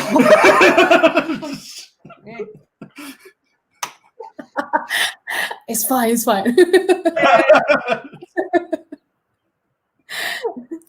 We love that, and we hope also with the Phoenix because it's a big thing for a very small group of people that's going to have one. So we also feel that we will be a little more closer to where this is going. You will be more aware of what they produce with it, probably. And I really like that. That's nice. To know who does close and personal with everything. Yeah. And that's also, people really have to get used to the fact that we now most of your companies are not that big. Yeah. But we get treated like we are the customer support for some megacorp, because people don't really get that. Mm-hmm. So sometimes they do know it, and then they think that she is me, because they always think Often. I'm answering the mails for some reason. Everything you see online is me, but everybody thinks it's him. So it's fine. That is a very common thing. That is a very common thing that also happened to me many times, that I was also with my partner and everyone was like, oh, can you take a picture? I was just there taking the pictures and stuff. And then he was talking about, his whatever synthesizer that I fixed. And he was talking about me while I was next to them. And the guy was like, yeah, but who's this dude that you're talking about? And I was like, actually, she's there. She's not a dude. Yeah. It's her who did that. So, and yeah, it happened other times before, but that's one of the reasons why I wanted to interview you two guys, because you both are This Is Not Rocket Science. And most importantly, one of the things that I like to highlight is the fact that behind these companies, there is many different people, that there are many different actors that are working really hard to make things happen. And sometimes it's just one person, sometimes it's a couple like you guys. So you both should be recognized highly and equally for that job, because that's what I asked in the beginning. What is your role in the company? Because I don't think you guys are a team. The company wouldn't work if one of the parts wouldn't be there. Yeah. So and we really, so that's before we started. Are we going to do this, and how is this going to look like, and when is this going to make money? Because there's so much love for the synthesizer and the hardware, that a few of the people around us that we see that become very small manufacturers, they do it like it's a hobby, and that's okay, but not if you mean to make it a business. Then you have to start by making it a business, and you can grow slowly. That's okay. But yeah, I think because you've done a lot of consultancy for various businesses, that was far more obvious for us. We talked about what kind of structure, how long are we gonna invest in this and that, what is the project term of this gonna be. And yeah, if the theoretical numbers don't work, then the practical numbers are only going to be worse. So yes. Start back of the envelope, and then it gets more and more accurate as you go along. But I think, what else did I want to say? I forget. Yeah, I don't know. It's important to at least for me, if someone wants to come out with, say, I want to build a synthesizer and I want to design something, it's really important, because it's good that you, for example, are developing and you don't want to talk to people, because you shouldn't be doing that. You should be just doing your thing and just enjoying that. And I'm coming up with this, so it is important that collaborating with others, yes, it's good. It's a good. Yeah. You are really into designing and developing stuff or programming. Just get someone that can help you with the business side of it. So also, this may also be a good point to mention the Discord channel, because we have a channel on Discord where I do talk to people. That is me.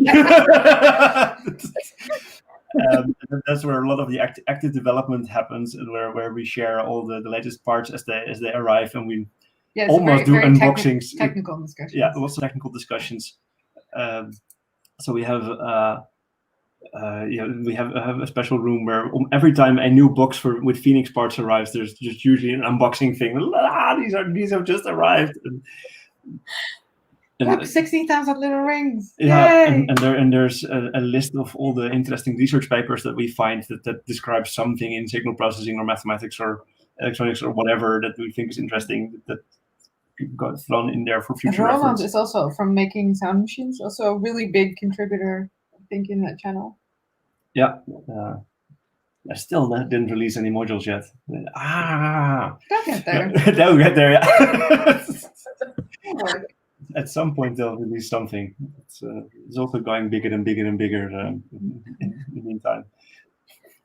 But Well, the collaboration thing is there's Laudy, who's always been sort of in the background, and at some point we'll also have to drag him in front of the camera, and then he'll know who he is finally.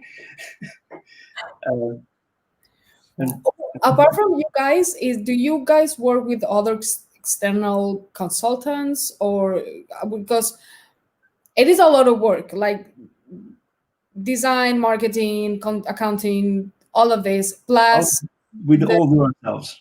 Well, yes, but we also have help for everything. Well, yeah, we have some manufacturing help sometimes. Yeah, it's And Isabella. Isabella is awesome. Yeah. It's one of the who lives like in our street almost, Yeah. which is great. It's so enlightening. But yeah, she's also Yeah. I love her. Yes. There's a lot to love. She's really, sometimes with her, I wonder, like, are you sure you still want to do this? Because you have so many other things in life that you're doing that you're also very successful at that are really amazing and creative. But I can still pay you to come here and solder stuff. Okay. Okay. Cool. Awesome. Yeah, and we had an intern for a while. Yeah, for design, most of the other stuff we don't actually hire anything for that. I have friends I talk to, like again on the backside of the board. There's a whole list of names, people that I regularly talk to for design related things or feedback or just. Sebastian is a designer friend, and I just read his eyebrows and what he thinks of the design, and just don't know where. Just see the eyebrows and okay, I'll go back. I'll fix. It's not good yet. Yes. So the interface design, for example, that's also made by you guys? Everything. Yeah, the boxes, the stickers, the horrible website. So that needs to improve at some point, but like nobody wants to have the time for that. Yeah. We have other shit to do. So with all the graphic design is mine, all the electronics design is but it's you mine. With like it's not really guidance, it's like sort of a review process of Sebastian that's going on. But it's getting less and less by now. Okay. Getting better and better. But I mean the main thing I'm getting out of this, and I'm gonna make sure I will post this, like this part of the of the interview, is that one person, one good team of two people can actually make such a good product. Yes. That is what I want to do. You don't need yes, it is awesome to collaborate. If if you didn't have each other, probably it would have been completely different. And then you have other people that you can, talk to and get feedback from. And that's the whole collaboration side, which is good. Like, we need to be open to listen and to get listened at the same time. Yeah. But at the same time, it's also that thing that don't be afraid of doing things. Like, two people or just one person is also a small company, but still can make awesome things that might look impossible a few years ago. Like, only companies like Core can do the Phoenix, for example. But it has never done a Phoenix. For example. It's a very different kind of product, but Paul from Error Instruments, the amount of things he makes, and he has people help him, but he sells other people's modules as well, but what he creates is really his art, almost. Yes. Like sound art. It's art, yeah. Okay. Arty object. Yeah, it's art. Electronic art. It's super creative and very productive, and it's a huge worldwide company that he's managing. And that's also just one person. It's a very different type of thing, but essentially it's a very, very enthusiastic and energetic Paul that is doing most and all of that. It's the same with Thomas from Xor, the same with Joranolog. Joranolog is also very impressive. Yeah. So And sound force, Nicholas. yeah. Yes, Nicholas as well. Well, it was one person basically. Yes, it's I think I was saying this to you before we started the chat for everybody. Yeah, like actually at in January I had this chat with my friend, and he was like, no, one person cannot do that. Like, have you seen the product, man? Have you seen how thin and good looking, and it's even better than us? And I was like, yeah, because like 15 people talking together and arguing are not gonna make like are not That's like really easily. Yeah, yeah. gonna, so this guy has actually spent probably 5 years of his life, but he's literally done absolutely everything from scratch. And I have to say that I don't remember the brand anymore, which it sucks for that, but it's also a really, really, really good product. And you look it from the outside, it's like, whoa, that was made by some top shot designer that worked for Apple one day, and Whole design team. Yeah. That's you're looking at. yeah, and it's not, it's just literally one guy. And we were like talking, and I was just looking at them like, you guys have to go a bit more to Spain and the Netherlands because I actually have no idea what are like really cool stuff that are happening with just one man operation. Like, we underestimate ourselves. That's the main thing. So congratulations though, like, because I mean, if you yeah, you guys are like working, and one of the things that I said, like, it is a business, it is a structure in there. Yes, this is not a hobby. Yeah, this is yeah. It has to pay the bills at some point. Yeah, We do have the how do you say that the fortunate consideration, that the luxury that we started from a place where we can start from, we want to build what we want to build. We want to start from that creative place and have all the economic considerations be second to that, and not the other way around. And that's also maybe not the choice that everybody has. Yeah, saved up quite a bit of money from all the consultancy work, and then we started. Yeah, so it could easily take some years off to get the company running, because this get in a healthy place. Business wise, this is now taking 2.5 years of design, which is in material not very expensive, but that means his full-time everything for 2.5 years, and like somebody at Laudy half-time, me half-time, which are not getting paid by the hour at all, because then this thing would be priceless. And now we need to invest a shitload of money to get it produced, and then we can finally get money paid to us. So that's 3 years of investing. Yes, that we are thankfully we're capable of doing that, but we're gonna hit zero in this process. The company is really sort of almost bankrupt, and then goes back into the money again. Yes. It's just in time. Yeah. But that is how every company works in this industry. Efficiency. We had a lot more money to spare at the end of this process. It means that we haven't used our entire opportunity. Yeah. So we're threading the needle and just doing exactly right. And we could have, because we chose to let you be completely focused, or as focused as possible, on the Phoenix, while we're still selling our modules. But because there's no focus on that, they're not doing so well. They could be doing better. And you could have also probably designed another module in the Eurorex space, which is easier to produce and easier to sell. So yeah, we've chosen not to do that.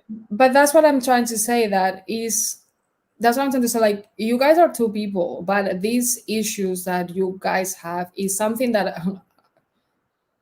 I know that it happens in many other medium to big companies, and sometimes there are like literally 50, 60, 100 people working there, and that shouldn't happen.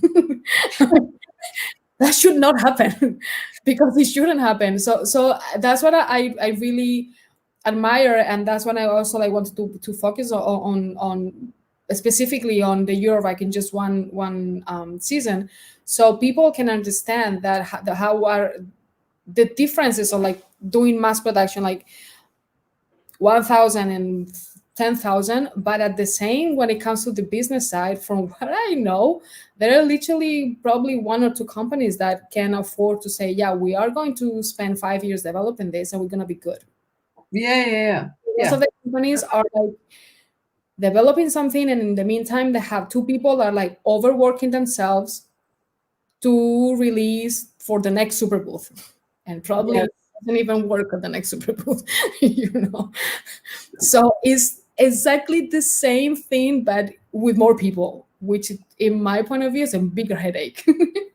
I agree. Is also, like I said, what we discussed a lot of things when we started this company. One of the things we wanted to say is we're not having employees. So that means that whatever we're doing, because it's a very how do you say that, educated guessing. It's based on I think many rational things, but in the end, it's all gambling.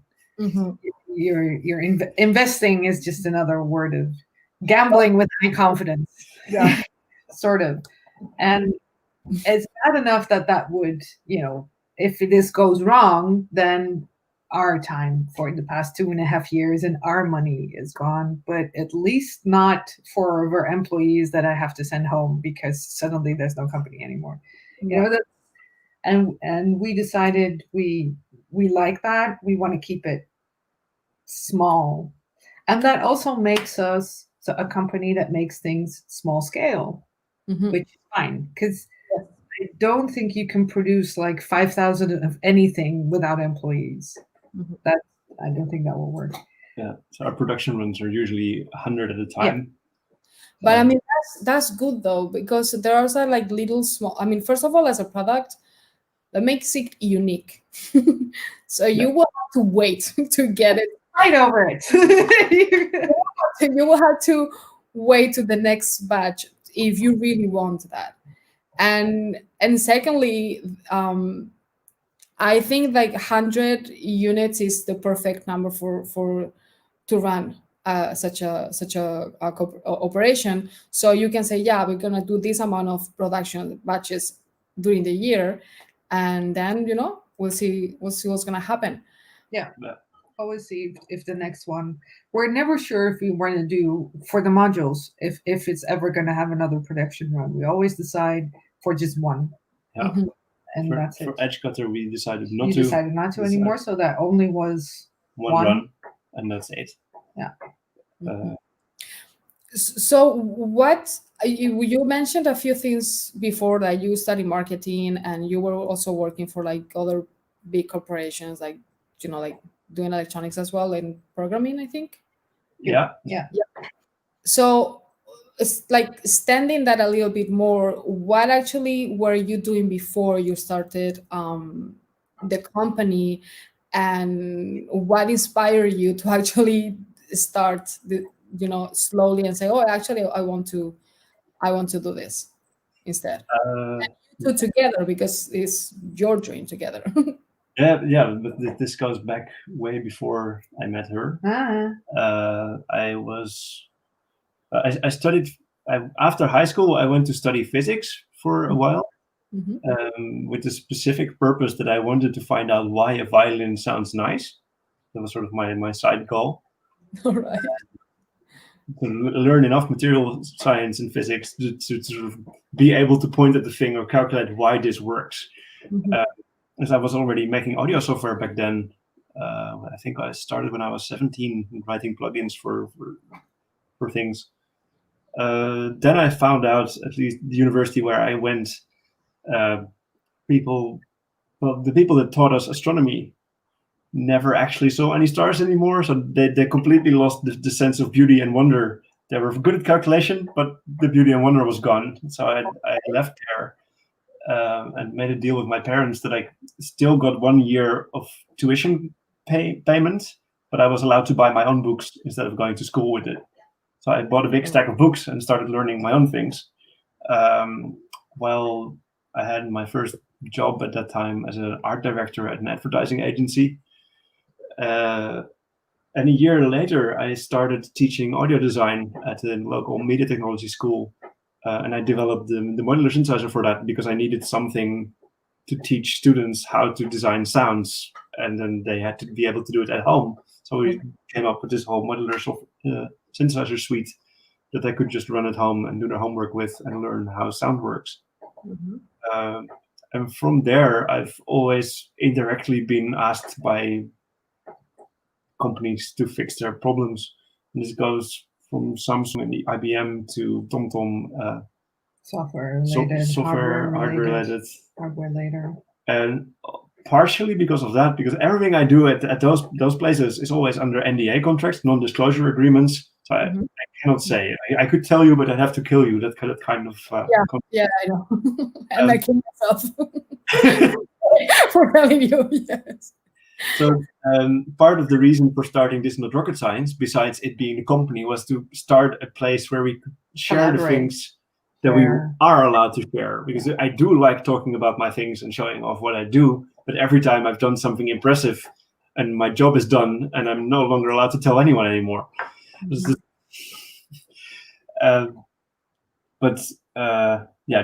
all the consultancy, so the block modular software has actually been a plugin system that was for sale for a while as well, and it didn't sell very well because I didn't have a Haring yet to sell it for me. There was no Priscilla on the horizon at that point.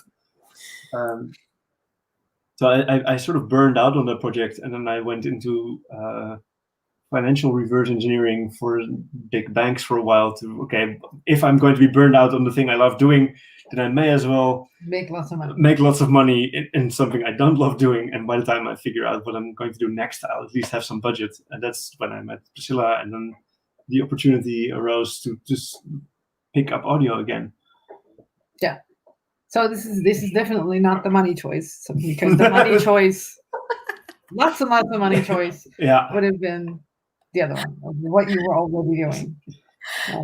This is like, do you mind if I shift my life to something that I'm not sure is going to have any income? Yeah. No, if that's what you want to do, then let's do that. Yeah. That is so beautiful. I mean, it's not easy, I guess. It takes a lot of thought and a lot of support from both sides, I guess. But at the end, one of the things that I cannot forget since I was studying music production, it was the fact that my teacher told me that the first class, it was, are you like, he asked to all of us, like, if we were the type of easy people that just want to get out of the school and get a job. And we were just like, I don't know what you're talking about.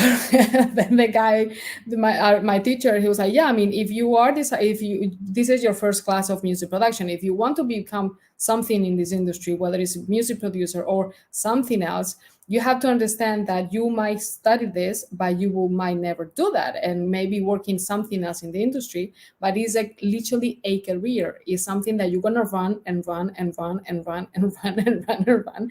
And then finally one day you will get there, but you will arrive a bit tired because you have been running so much. I'm a bit tired. I like this definition of a career. When you arrive, you will be tired. But because you run so much. So then I didn't understand that until, of course, like a few years later. And creating a company is not easy. Manufacturing is not easy. Also starting a company and dealing with like partners and like the entire personal life is not easy, but is something that as a human, guys, I can thank you so much for this. After so many years, I'm pretty sure that you guys will be able to see the consequences of this. And how so many people could actually be in their houses, and while you were like, overthinking everything and maybe going through like ups and downs, but here and making music, and that's thanks to you guys. Maybe if you stop tomorrow or you continue for the next 20 years, but is really, really, really impressive. So we already had some of the moments that I've been a fan of some musicians for a long time, and as we just explained, we sent some thank you modules to some people because, well, yeah, it's the least we can do. And we already had the first occurrence of becoming mutual fans. So that now we sent him a module. He thought it was amazing. We sent him more modules. He wanted to buy them, but we didn't allow him. So he sent us his entire discography, like in albums, CDs, T-shirts, like everything. What the hell? Everything signed. It's amazing. Yeah, that is so nice. Yeah, we like you. We like you. Yeah, it's good. So it's already happening. So it is paying off, and it's definitely compared to the way I was feeling when I was still dealing with these corporations. At some point, I was literally vomiting every day out of stress and just bad corporate bullshit. So that these days, I can be upset if the rings are not the right color or blue. Yeah. But there's nothing like all the political backstabbing and everywhere. At least I'm trying to make something nice. Just following your dream and be happy at the same time. I compare it to how we feel about classical artists like painters and sculptures and stuff like that. It's created from a place where you have to make this thing. It's not about I'm going to paint things and make money. No. You have to. Not doing it is inconceivable. Yes, and I feel like for you that's this designing of things that go beep. Very complicated things that go beep. Yeah. But there is a practical side to this. So I don't really have that artist see that I must make this. I have sort of like a facilitation part, like, and one of my expression is like, oh, that's just a practical problem. Like, as long as you have practical issues, we can solve them. You know, big issues are like I don't feel like myself, or I'm not sure what I want to do in life. These are things that are hard. Yeah. But 8,000 rings that refuse to remain blue, we can fix. I don't know how yet. Well, I do now. But yeah, everything can fix but death. Until then, we'll be fine. And when you're dead, you won't know. That will be our problem.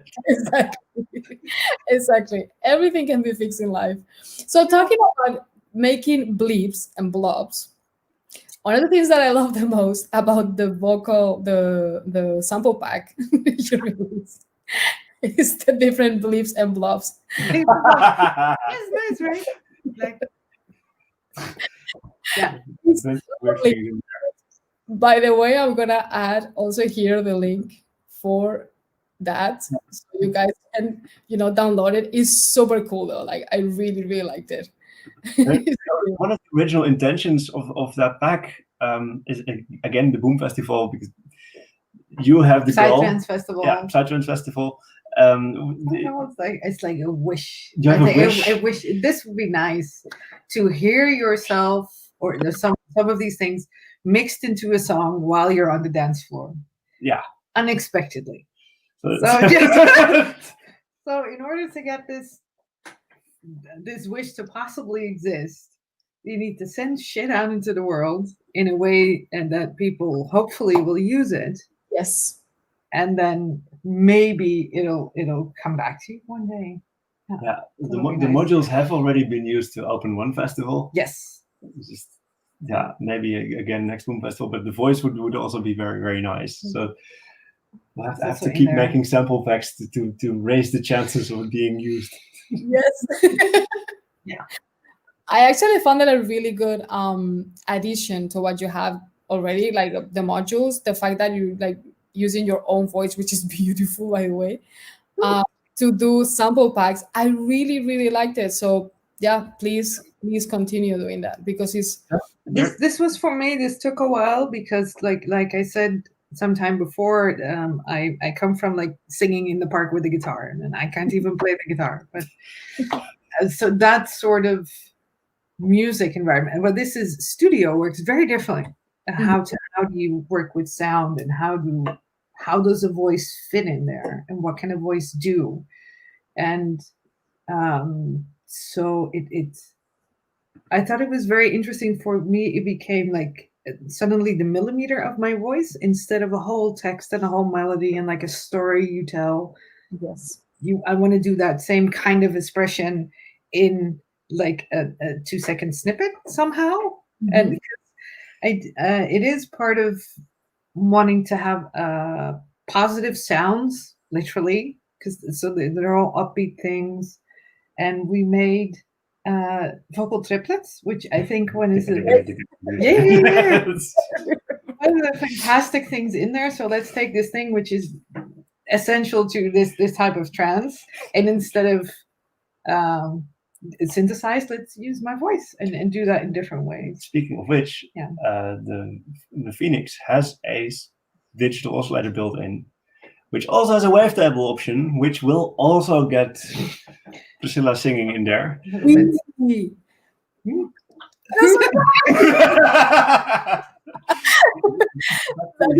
we'll have her voice in it. So yeah.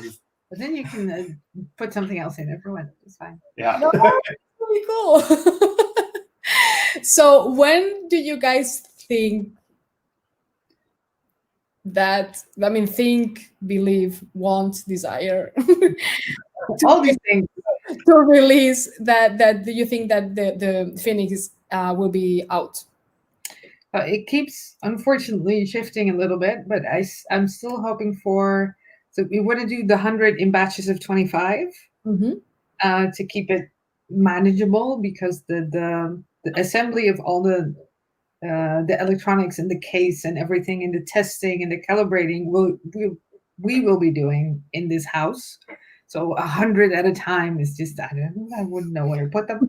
25 is going to be hard, but I hope to release the first 25 in September, but it's shifting towards the end of September now. Yeah, something like that. Yeah, something like that. We were expecting the first 5 beta units to arrive this weekend, but that's not happening. At one of the assembly houses we work with, well, instead of being down because of Corona, they had too much work because of Corona. Oh. They make hardware for some sort of cleaning system. Yeah. Disinfection system. Oh, right. Yeah. That suddenly. Yeah. So we got pushed to the back of the queue before until all those things are done. Yeah. So we have like half the components. Well, we have all the components for 100 units and the beta units and all the warranty repair units. We have all that in the house, and the first circuit boards are at the factory. So. Will be here within 1 or 2 weeks. On Monday, we're gonna go and pick up the cases for the five betas. So the metal case. Yeah, and inspect if they're good. We already have the front plates. And if they're good, we're going to give the green light to make the rest. 100. Yeah. That should be done soon. And the bags are coming. Yeah. Yeah. And. Well, we have all the swag and everything else. It's all ready. Cables. We had it ready for Superbooth this year. All the nice cable ties and everything. Well, hopefully, we can talk about this drinking beer next year at Superbooth. Yes. Yeah. Yes. and Dutch Modular Fest. I think Dutch Modular Fest will happen, right? Yeah, but differently.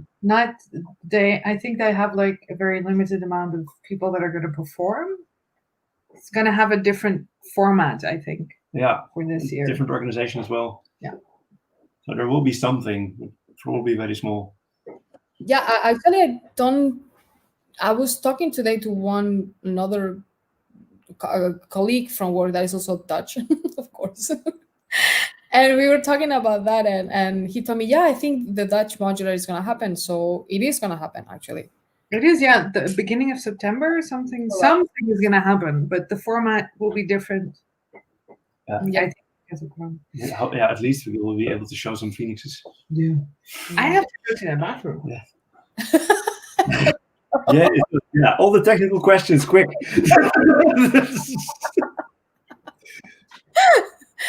All right, so we can say that probably by the end of the year, some units will be shipped.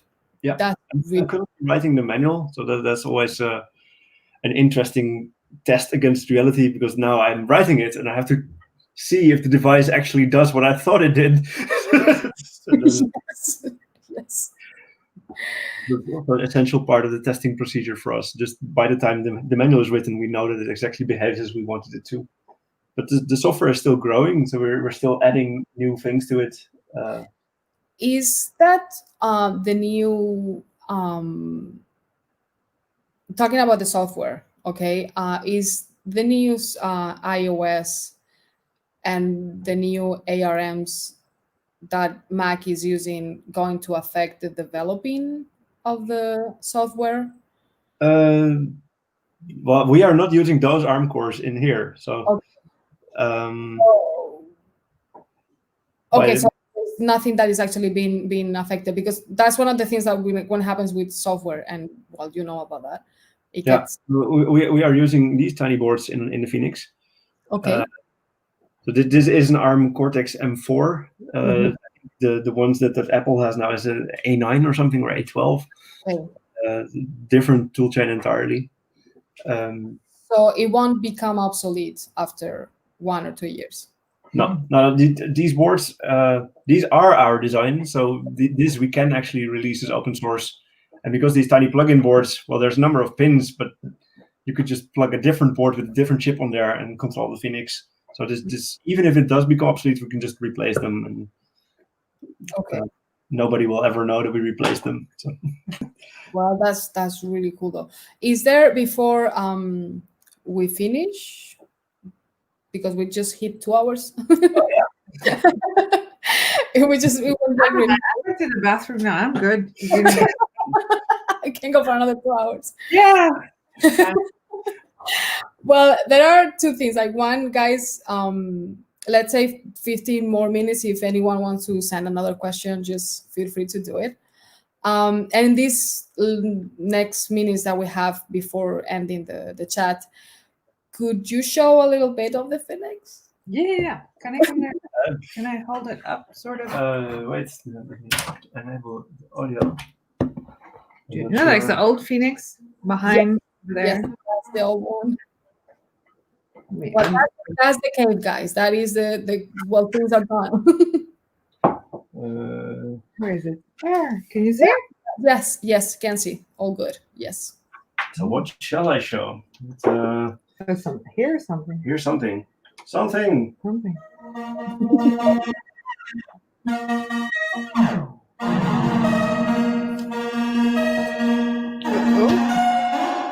We can take away the chair. The back on. Hang on. No rush. Can I go back? Well, that is a big monster. Yeah. Yes, assembly that one is a dream. Yes.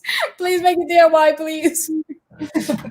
What? You want the DIY version? No, for me, yeah, I don't mind. 4,500 components.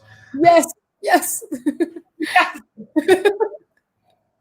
Summer just started. Let's sit inside and solder something.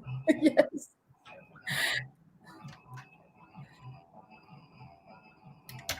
Make it harder. So that is the final product, how it is right now, or still in prototyping process? No, really, like minute just details differently, but this is going to be it. Well, the bamboo sides are lighter, and the rings are on because there's a lot of rings not on there right now. Mm-hmm. But pretty much the rest is as it's supposed to be.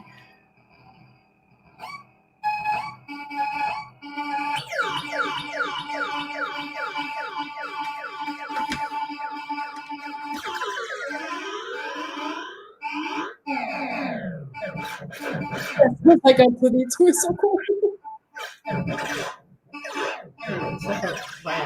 I'm good. Wait, let me explain what's going on here.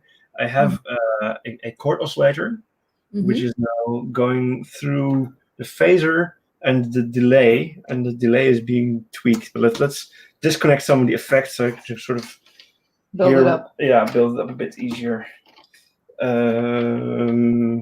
So there's the mixer out. There's the VCA. And where's the input going? So now I have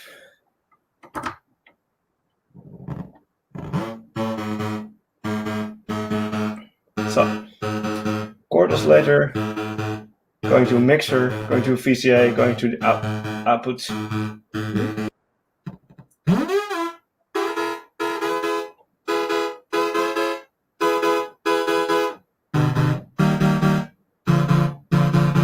Now I can take the sequencer pitch.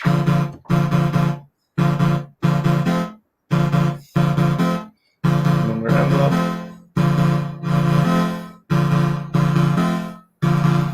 And a filter. Let's get a filter in between. There's a nice filter here.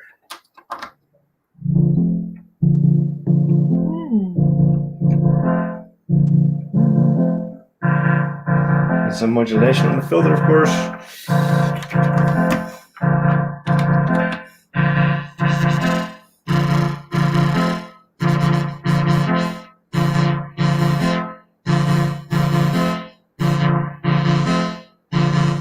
And I'll add the effects again.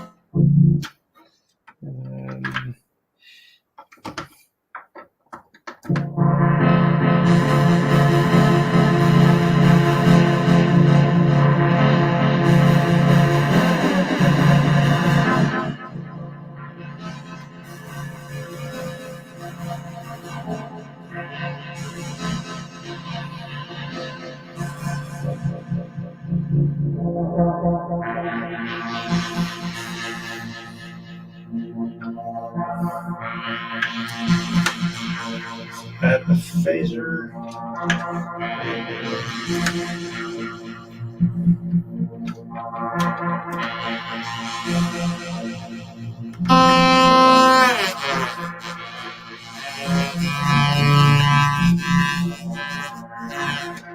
With the mixer, please.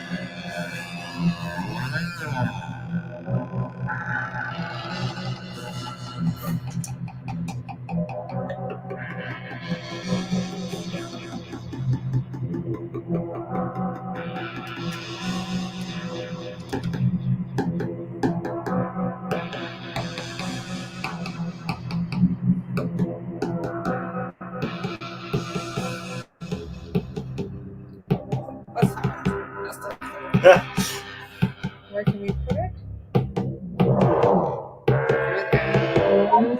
Very, very, very nice.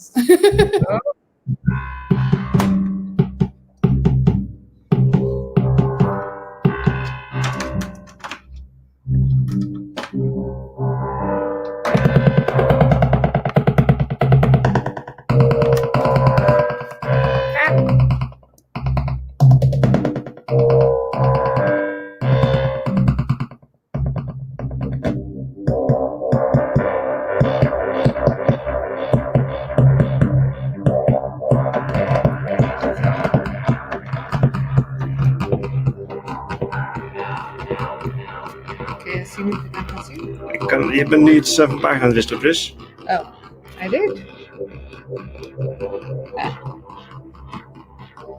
Nee, je moet veel lager nou. I did. Ja. Is that a wasp? Yeah, there's Jasper in there.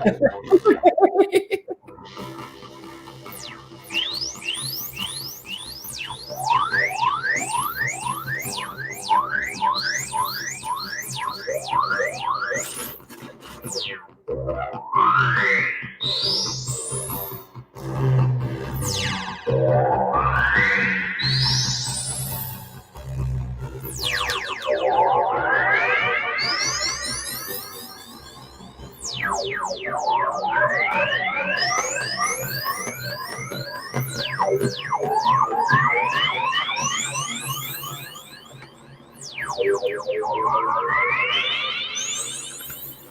vegetables.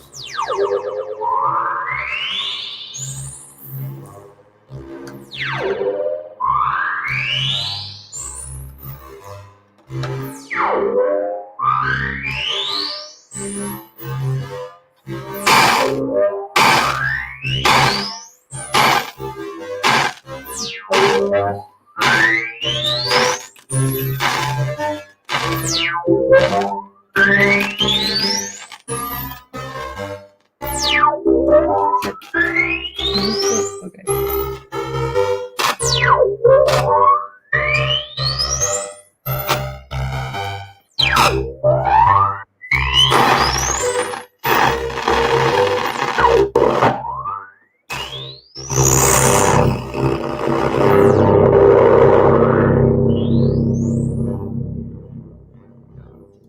Nice.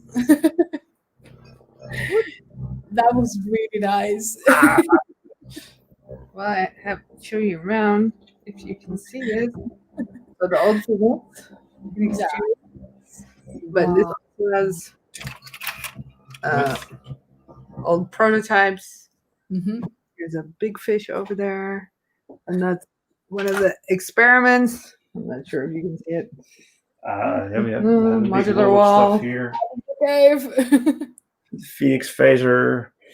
No, niet bewegen. Oh, sorry. Phoenix phaser test modules. Yeah, are you gonna make like Eurorack modules of the Out of different? the Phoenix. Maybe. Of course, some of the spin-offs will be useful to make Mhm. for our tests, because making the full Phoenix's prototype before we go to an actual factory, it costs about 2 weeks of soldering time to just make one. So we made some smaller boards to test some features independently of the big thing. And then because they're such nice modules, then we also just get front panels made and always make it look like a real thing. Yeah. Yes. What else have we got here? Well, there's lots of stuff hidden in the case. I'll hold it. Yeah. There's always bunches of modules that are one-offs, and like there's a 909 spin-off. Smaller rectangular There's thing. an older small rectangular thing with art by Sylvia Ritter. Well, there's the Super Booth unicorn module, of course. Yes. And a circular thing, and the Syncussion tenderness version. What else do we have here? Never seen this one before. No, there's only one.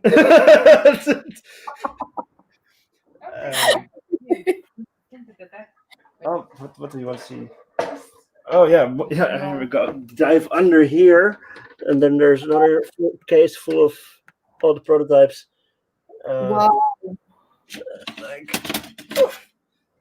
Like this thing is a Possible 5-fold distortion thing that may be done in the future.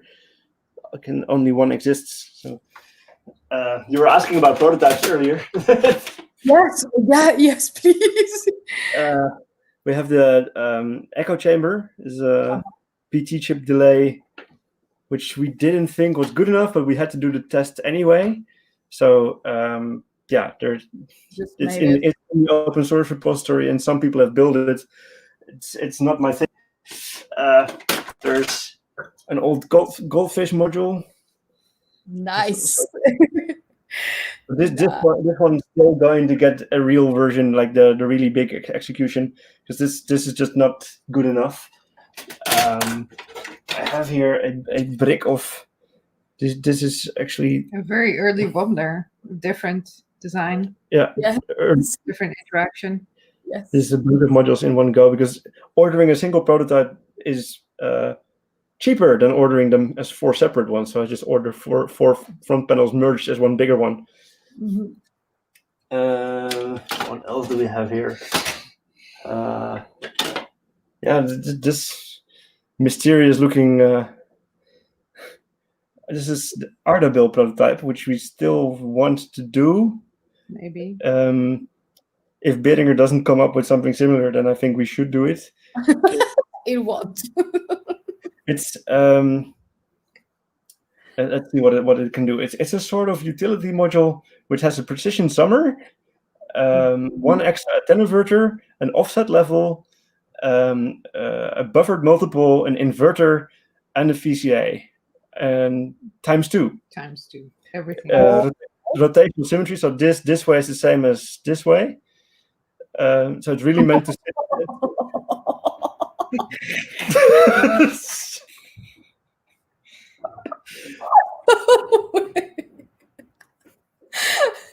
But yeah, but this is another thing. Was it at our honeymoon or some other time in London? I think another time in London.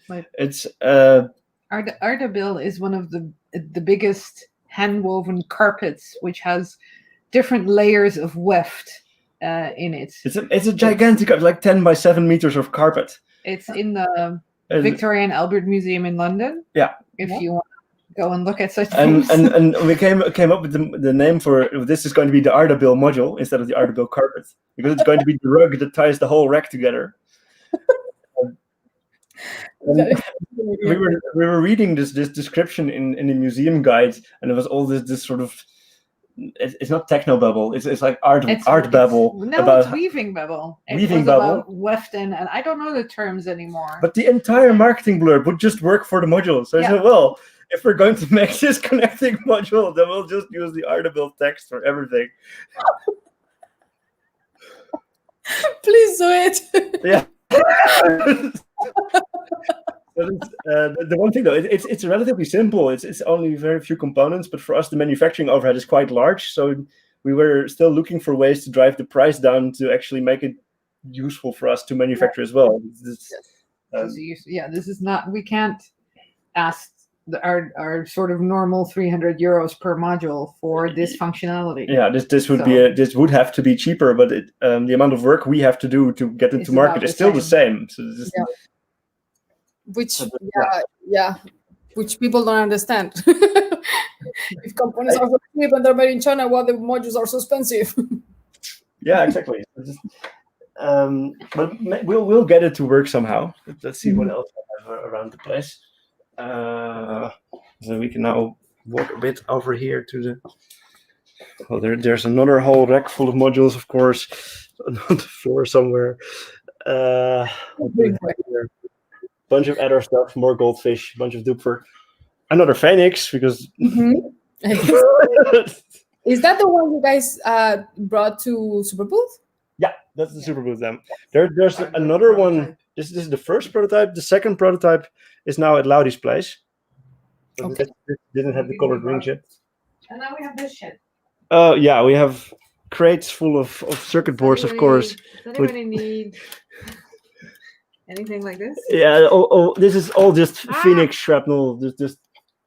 Yeah. At first, we made these slabs of test modules.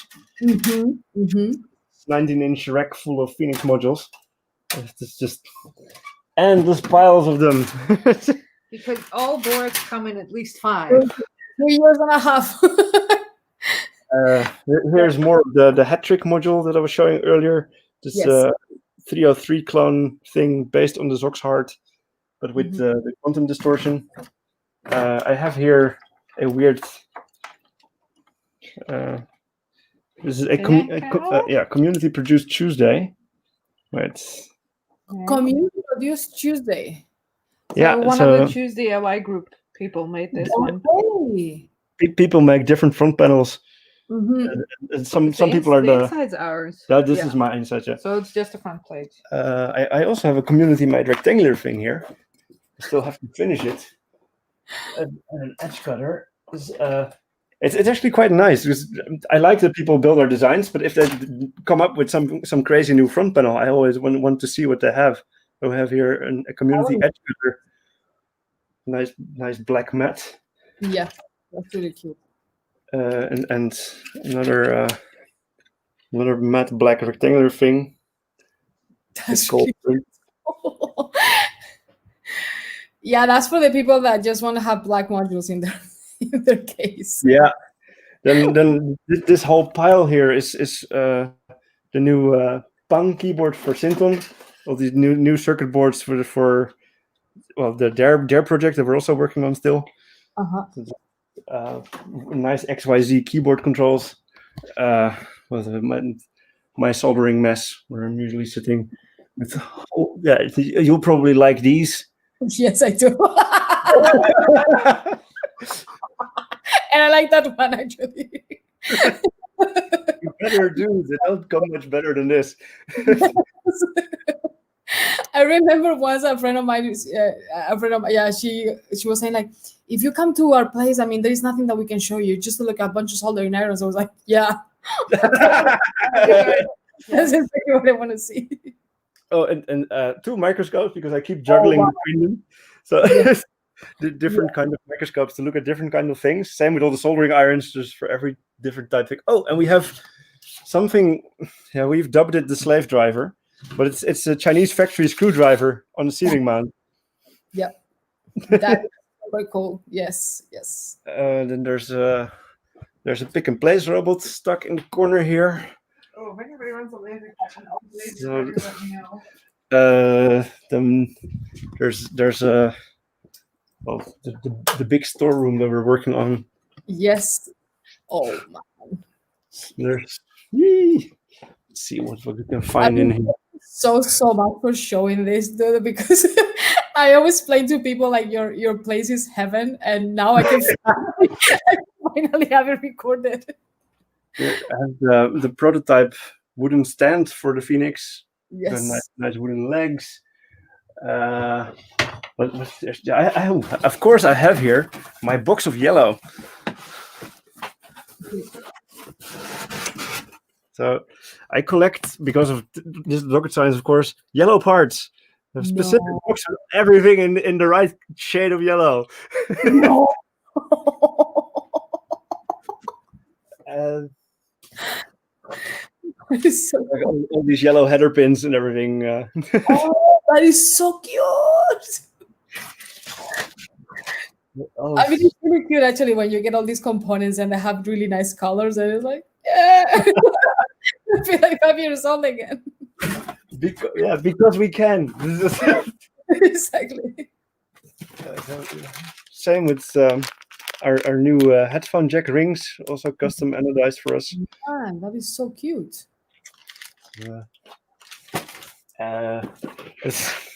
These are our nice product boxes.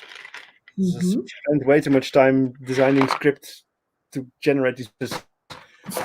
But what's in here is take a nice one.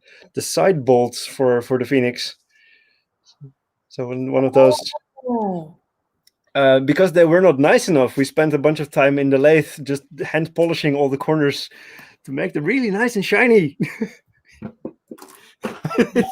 That is so much work. Oh my god. I have the headphone things here as well somewhere. Headphone things? Oh, I will definitely show this video to the next person that yes. Oh, yeah, these are the tiny boards where I was saying that I was painting them black on the sides. And a headphone. So these are the tiny headphone connectors where those yellow rings go on. Yes, I see. Each Phoenix has one of these sitting somewhere. But yeah,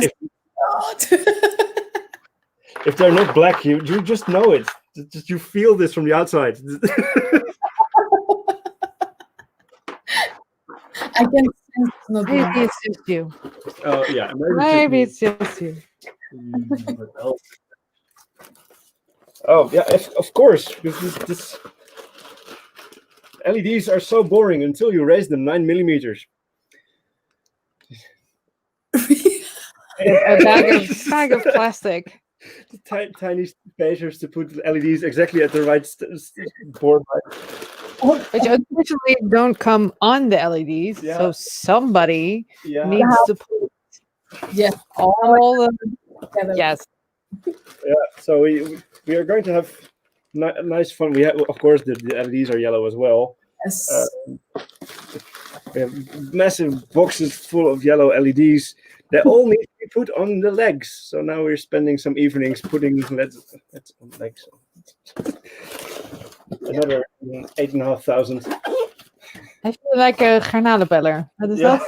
Some Peeling shrimps. peeling shrimps. Yes. What else? Yeah, most stuff here is just boring components and reels and things. You can show some reels for people that have never seen those. Those over here.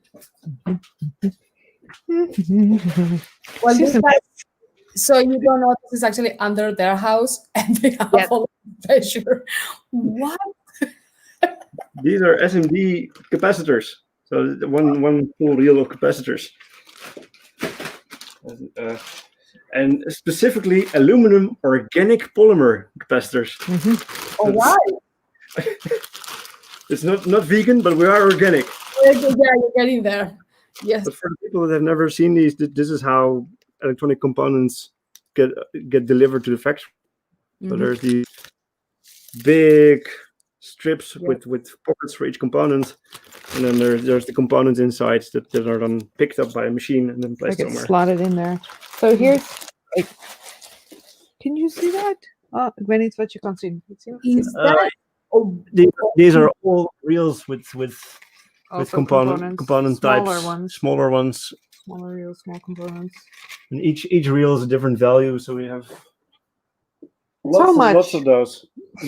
Our own little pick and place. Yeah, that's right. What is that? Oh, look, switches, Switches, more boards. boards. Oh, they have the actual Phoenix boards here.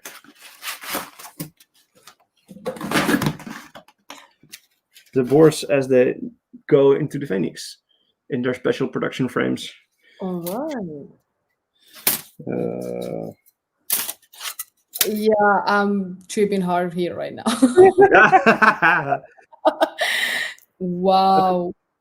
this is also part of what the scripts do. So the first version of the Phoenix actually had a really big circuit board. Mhm. Could have one of those. Oh. Like, this is one Phoenix prototype 1. Mhm. And if you look closely, you can already see there's sort of break areas where Yes. it's split, because this is too big for a normal factory to do in one go. Mhm. So we had to split it up in these tiny pieces. But because they all have weird shapes, we needed to make these rectangles around them again. A support frame. Ah, I see. Okay. And of course, these rectangles. Where are you? I guess it's the Super Mario box. No, you get to the. These are the frames I showed you earlier. So Yes. the script splits that big board. So this big board gets cut into pieces.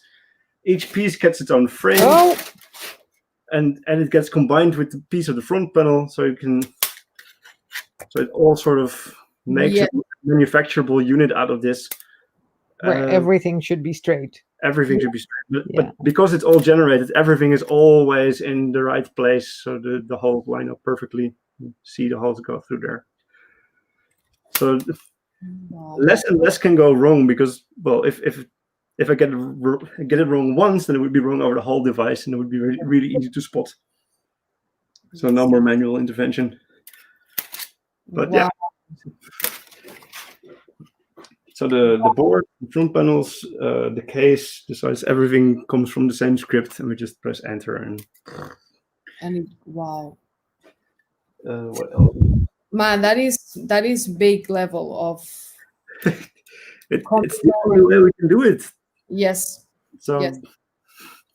Yeah. And I was a programmer first, electronic second. So anything I can automate means I can remove cognitive load of away from me, so I can think of interesting design bits and forget the technical details. Yeah. So we have some testing gear here. This is just stuff that Laudy built at some point. So this is the kind of stuff that usually you'd pay some specific lab gear company tens of thousands of euros for. But if you're handy with electronics or you have a Laudy nearby, you can design your own. This is a distortion measurement unit. So you can see exactly how your signal degrades if it goes in and comes out. You can just compare the two and see how how many digits behind the comma you get wrong or right. What else do we have? Oh, lots of guitar prototypes. There's lots here. Yeah. Stuff everywhere. Oh, there's even... For a while, we were making furniture. Well, we made a few. Yes. So It's so cute. So this is one of those rocking chairs where you sit with your knees. So you sit like this. Yeah. I have the life-size version somewhere upstairs. But after 3 prototypes, it's getting a bit crowded. So I had to give them away. I'm not going to be making prototype 4 and 5 because I just don't have the space anymore. But yeah, so I spent some time making chairs. Please don't change. Don't change industries. Modular chairs. It needs to go beep somehow. Yeah. What else do we have? We had the Phoenix 2, but you already showed that one. Yeah, I think we've done the show around. There's something hidden under here. Oh. That's other. People may recognize this one. Yes. And we tried and made an open source version of something similar, specifically for the Westlicht Performer. Because a lot for West Launch. it almost works. So. Close. Yeah. But I like that with those clicky buttons, though. Yeah. Yeah, just It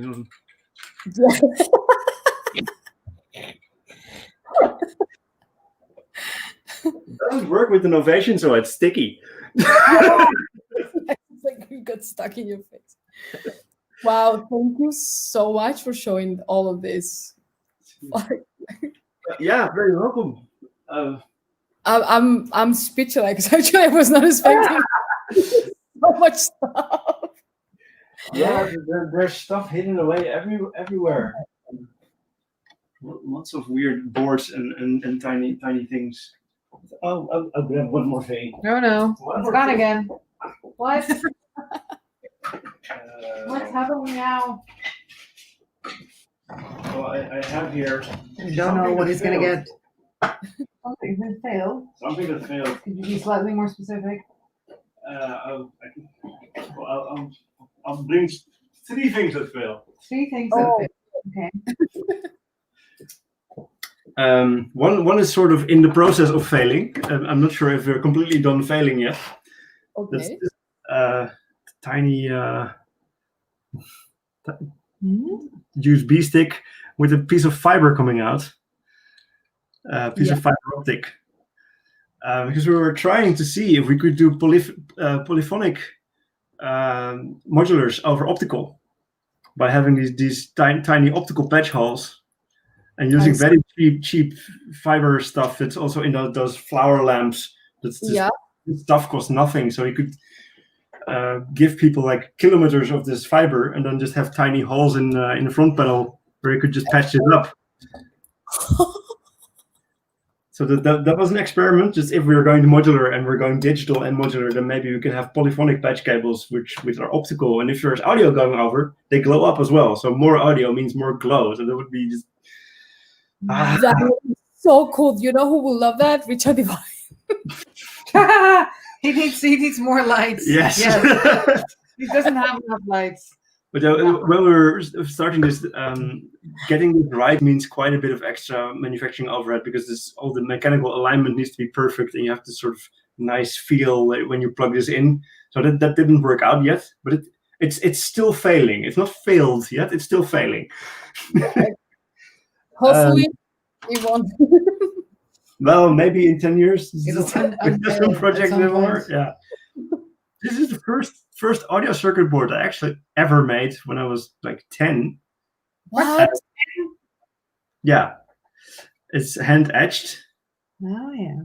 I had no clue what the fuck I was doing back then. I found the circuits in some library book, and you could print the circuit on a. Can you show? It's very nicely Yeah. done. So this is just. Wow. Mm-hmm. So yeah, just some transistors and stuff. It never worked. It's supposed to be a Moog ladder filter, but it never got it to work. I was doing this with an older friend, one of my father's study friends. So maybe I can, now that I know enough, I can finally debug the circuit and get it to life at some point. That would be a nice thing to get going.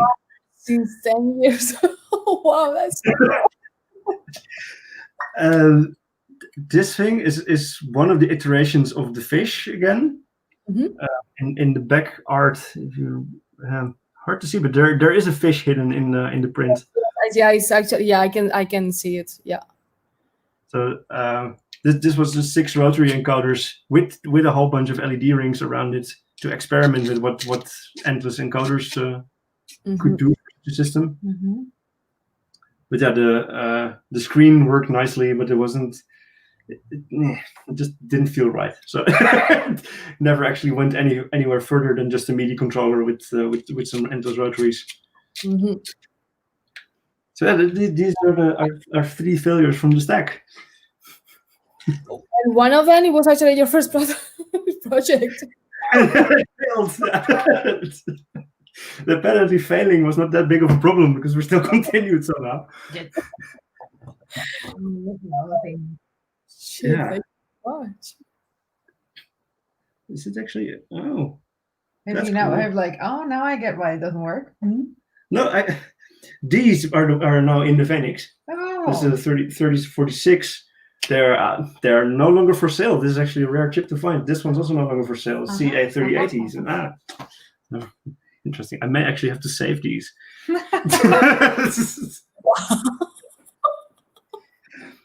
like individual chips go for 25 euros each on eBay or something. So I know. When they're really old, they're really expensive. Yep. Yeah, luckily we have Bert, so we have access to a whole bunch of these old repair chips. If we, excellent stuff. all the rare things. He may also be having a project. Yeah. So he might be using them. We'll see. But then still. Any other questions come in? Because we've been running around. Or just, Wow, I mean, I'm actually speechless. So, like, I was not. Well, you are people, but maybe the people on YouTube are not. Yeah, actually, no comments, but I mean, it's fine. Good. Yeah, it's fine. Okay. It's fine. But yeah, I mean, this is priceless. Anyway, I mean, the video is gonna be online after we finish. Automatically, will be up. And yeah, I was not expecting any of this. Like, you guys you guys are really amazing. And personally, I am very inspired by you both today. Like, yeah, there are many things that I also got for myself that thank you. That's what I can say. You're welcome. Yeah. And I think that also that this is not rocket science name or blah blah. We really encourage people to, if you do something that you think is interesting, please share it, because it's probably then interesting to somebody else too. Yes. And just let it go somewhere. If not with you, then with other people. Share is a thing. Because we have enough stuff and things to do. Yeah. You have the dream cave. Yes. Yeah. I mean, just those wheels full of capacitors and components is like, oh. Yeah. Oh, yes. Yeah. Ever since the Phoenix, we're now allowed to buy in bulk, which is a new experience entirely. Usually from, factory direct. Directly from factories, and no longer from Mausers. So suddenly things are cheap. And then we get to this weird tip over point that ordering 10,000 of something is cheaper than ordering 8,000 of something. So, why not get 10,000 of something? Now all our prototypes for the next year are practically free because we've already gotten all the components. It's a whole new world. We'll be left some things once this is done. Yeah, but first more spacers on LEDs, More spaces on LEDs, more blue rings, more blue rings, more knobs and rings, like that. So yeah, and we're hopefully getting Isabella over for a couple of days again once we can get production started, and also to help us with the beta weekend with making the 5. That would be lovely because yeah, header pin. but she can also do the calibration and the testing, which is yeah. I'm super happy that you guys I mean, you made it work with Isabella as well, so it makes me really happy. So yes, she's Yes, lovely. she is. Thank you for her. Yeah. No, I mean, thank her. Not thank her for her, but thank you for the contact. But yeah, it makes me really happy. I mean, if it was the other way around, I wouldn't be happy actually. So yeah, I'm very, very happy that it worked for both of you, because well, she's also loves synthesizer, and Yes. and I think she went back again to her love for music and manufacturing with you guys. So thank you. Yay! Yes. Yeah. Yeah. Many things are happening. Like with us, but also many things are happening. Yes. And yeah, I think if you're just inspired to do stuff, Good.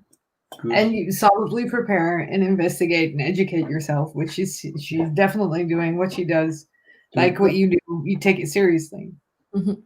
Which is actually my one of the the questions that I have for you guys. Like, what is your advice for people that wants to get into manufacturing or developing or programming, and what would you recommend for them?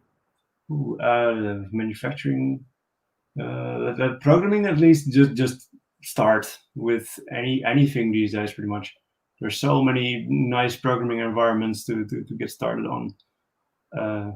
I started when things were really bare metal and difficult, so I had to do tons of homework before you could get started. These days, with something like Unity, you can have a complete 3D engine without writing a single line of code. So you can learn your programming while you also learn your art style at the same time. And Unity and Unreal are really nice environments to play with that. Also have nice audio integration, so you can make interactive audio with it as well. Mhm. So is it start making something Yeah. if you want to, and again, inform yourself and educate yourself. Don't start from completely zero, just I don't know, throwing things against the wall, but it helps to have something to focus on. Like I want to maybe build a certain type of LFO, so what do I need to learn to be able to do that, and then learn that, and then try if it works, and then just do it like that. Mhm. And if you want to be a manufacturer, well, then that applies. Hardware and electronics applies, and being a business applies. And these are not the same things at all. These are just different things to consider. Electronics, I would almost advise, well, always look at all the open source repositories for products that have been proven. Like, we post most of our products online. Mutable Instruments most of their products online, schematics and everything. So you can see how certain things are done and how you can connect them or even remix an existing design into your own layout. Learn early on that it's almost not sensible to make something on your own breadboard these days. Just learn to order PCBs from day one. Mhm. China is really fast at delivering them, and they'll be factory perfect. Yeah, but that's our type of process or your type of process. But even if you're going to make something for yourself, if you're working in a schematic design program where you connect all the parts in the right way, then the software guarantees that all those connections are correct.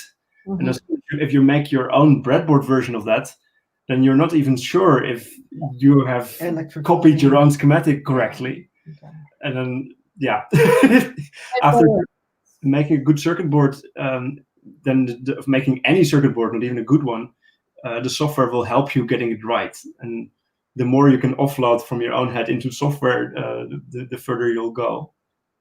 So I would advise learning the whole process of getting circuit boards professionally produced as fast as you can, and then you'll find out why things do or do not work together, or why they fit or don't fit together. And it may cost a few euro in the beginning, and you will make mistakes. But if you really want to become a manufacturer, then better make them sooner rather than later. Yeah. So that's expect to fail because you're learning. Yeah. Don't wait with failing. There's also yeah. It's like life, actually. Is actually, one of my cousin told me something that I was like, it just blew my mind. And she's like, life is like a heartbeat. The heartbeat is not linear. Like, you're dead if you're happy. If that's the case, yes. It's like up and down. It's by peaks, ups and downs. And from the moment that we humans want to build things like linear and nothing happening, whether it's too good or too bad, then we're dead. So I was like, yeah, actually, you're too right. So if you fail now, then good. That means that the quicker you will get to fix it.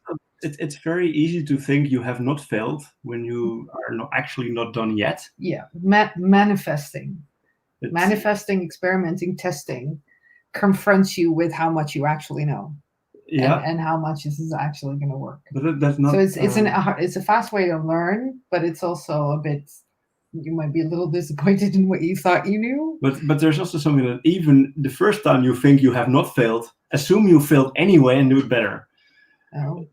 So that's sort of the tipping point where you are very proud that you've made it work, but then the fact that you've made it work doesn't mean. Especially that it might be interesting for other people, because they're only used to think that work, because you can't buy anything else in the shop. So that once you've reached the level of it works, you still need to find the second level of actually making it really, really a desirable thing. That whole going to 11 idea, yeah, I would always try. Yeah, but a lot of Eurorack manufacturers in the beginning, there was this explosion of different manufacturers that were all cloning the same filter. It's like, yeah, cool, you've now made a filter. You've made it work. Yeah, that's about it. That's the lowest level. That's sort of where you started designing your product instead of ended. Yep. You've made it work, now make it interesting. Yeah. And for me, that has to do more with what do you start making it from? Just because you also start building things to make sure you can build the thing, but that's the learning process. That's not, I want to create this thing. That's you have to sort of check all the right boxes before you're certain that you can make the thing you intended to make. Yeah. Have a drive, and if your drive is to be a synthesizer company, to be a manufacturing company, then find somebody else to design, because that's a different drive. If your drive is to I see opportunities in this market, then that's a very different shape of an organization than what we're doing, which is fine. That's also okay, but it's just different. Well, I mean, those are really good advices, and also that's the kind of question that I always make to every guest. And you can see, like, every guest, like, obviously has his like different opinion and advices, but this is the most brutally honest advices, because it is true. Like, if you want to be a manufacturer, there are things that are not, you can't escape, like the business side, or if or like developing side, and you have to know about electronics, and also you have to know what you don't know, and you have to be willing to find that out. Yes, and it's a team effort, and so thanks so much for putting it that way, because that's the reality.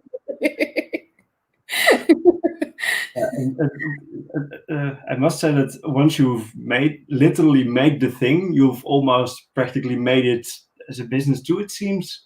When Yeah. there's so You much can- If you goodwill. can build something interesting, then you're there. Yeah, a lot of people are so grateful that you've actually built something that's. My job's not very hard. He makes very interesting things. Selling them is not very hard. It's just, It needs to be done. It needs to be done. It has administration. It has contacts. It takes certain things. But I don't know. I'm not trying to like sell licorice to people who are not Dutch, which is something that would not work. It's like There's a whole lot of room in the synthesizer world for interesting experiments and nice and crazy interactions and beautiful. Well, just sort of. But if you want to step candy. into the Eurorack, so as a business advice, if you want to step into this field, probably don't start with aiming for making 1,000 of something, because that is too much for this market. But also don't start with aiming 10, because unless you're making something really expensive, that's not viable. You need to figure out where it becomes a business and how much the market can carry versus how much makes it viable for you to do this whole process. So many failed Kickstarters. Yeah, we've also been in sort of like advice committees.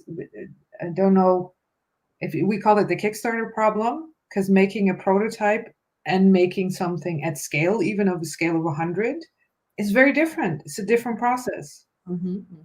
And you need to make a prototype because you need to be able to prove that, it works it does what you, but that is not the same thing as being able to then produce it. And you'll have to. Well, we went through almost a prototyping phase for our manufacturing as well. The Tuesday was pretty much a testing ground for all the things.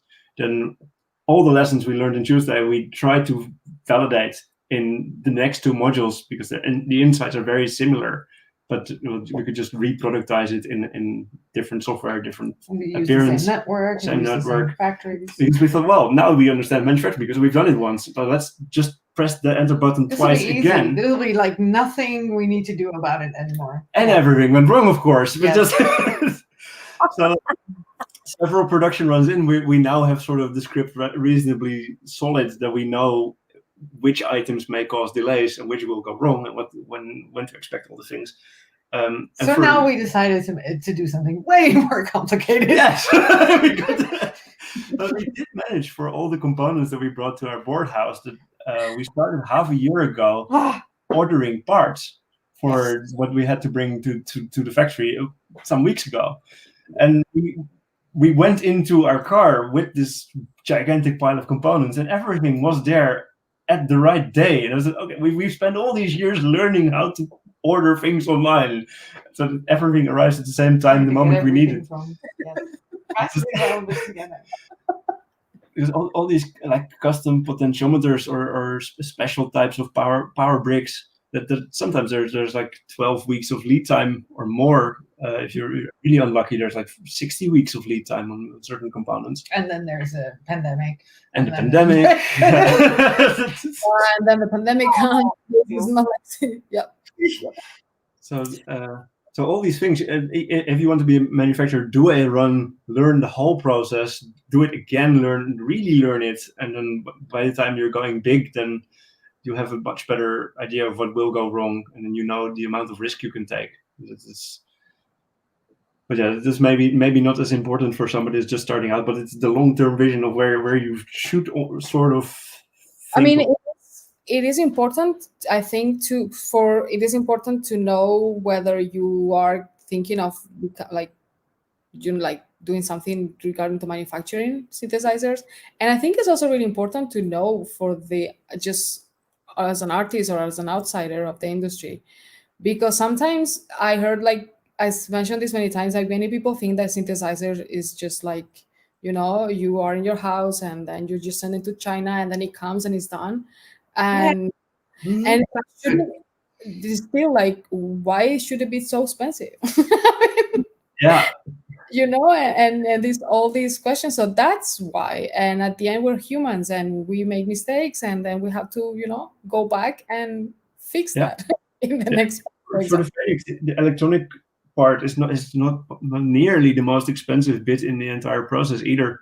So all the case manufacturing and the woodworking and the manual extra just adds up to more than what we're spending in China to get these boards produced. Yep. So yeah, but the production of electronics is okay. It's a little bit of the point, and manufacturing has its own things. But how do you say that? Your reason for existence is in your design of the thing, not time. Not that you had it made. That's not the biggest part of it. It's what because that's what you build. It's not that you bought clay. It's that you sculpted something out of it. That's what's important. Yes. Like don't fuck up your clay when you put it in the oven.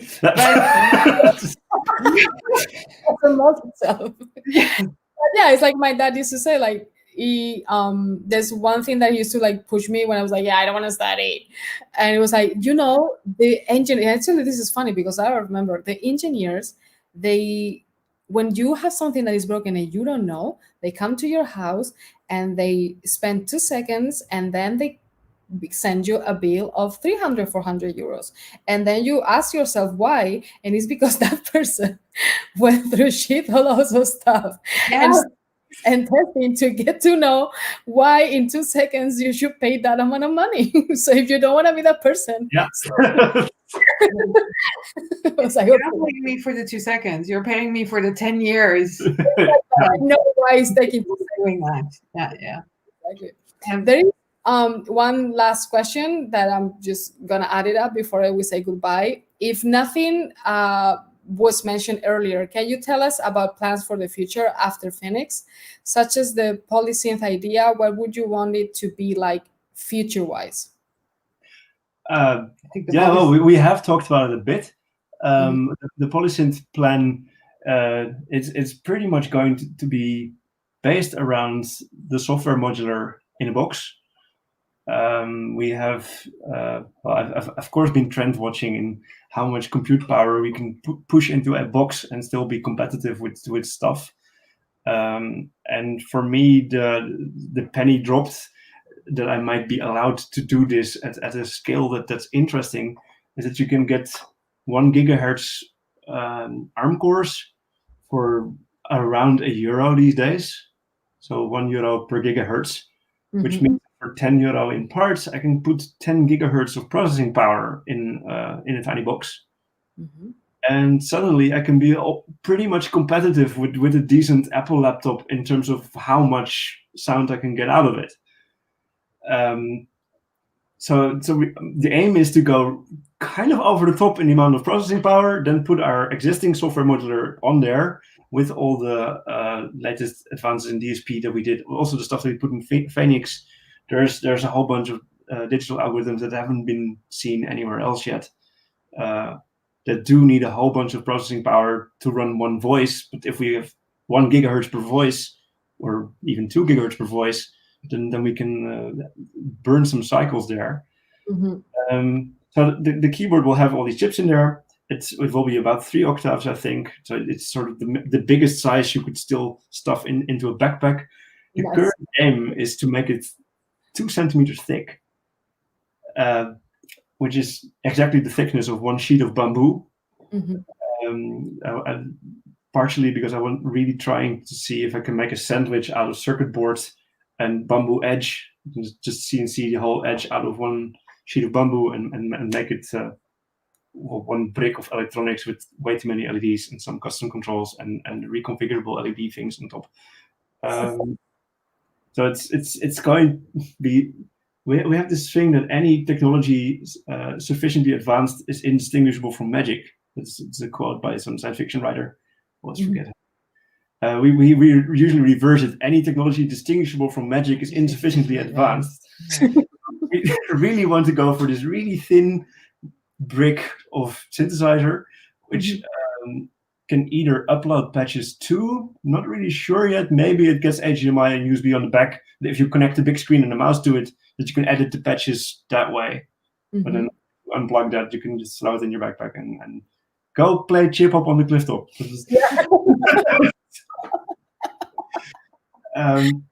Years of designing. Yes, but the actual features of the synthesizer, you can take a look at Block, what it is now.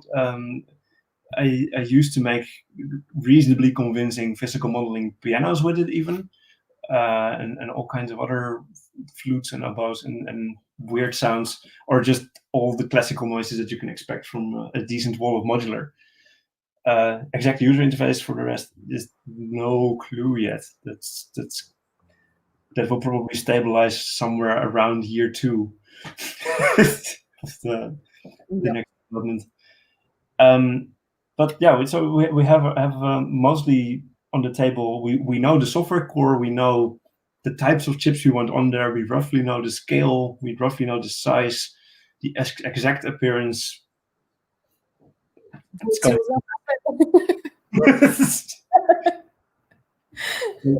One issue I now have with the LED front panel.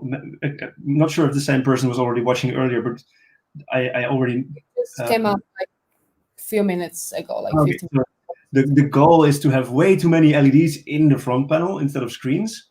And I was already jokingly calling it a 4K screen because I want to have 4,000 LEDs in there. And I'm not sure if I reach entirely 4,000, but at least 3,000.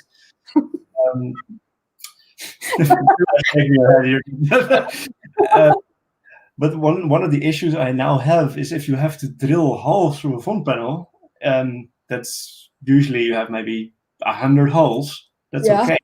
3,000 holes, you start wearing out drill bits.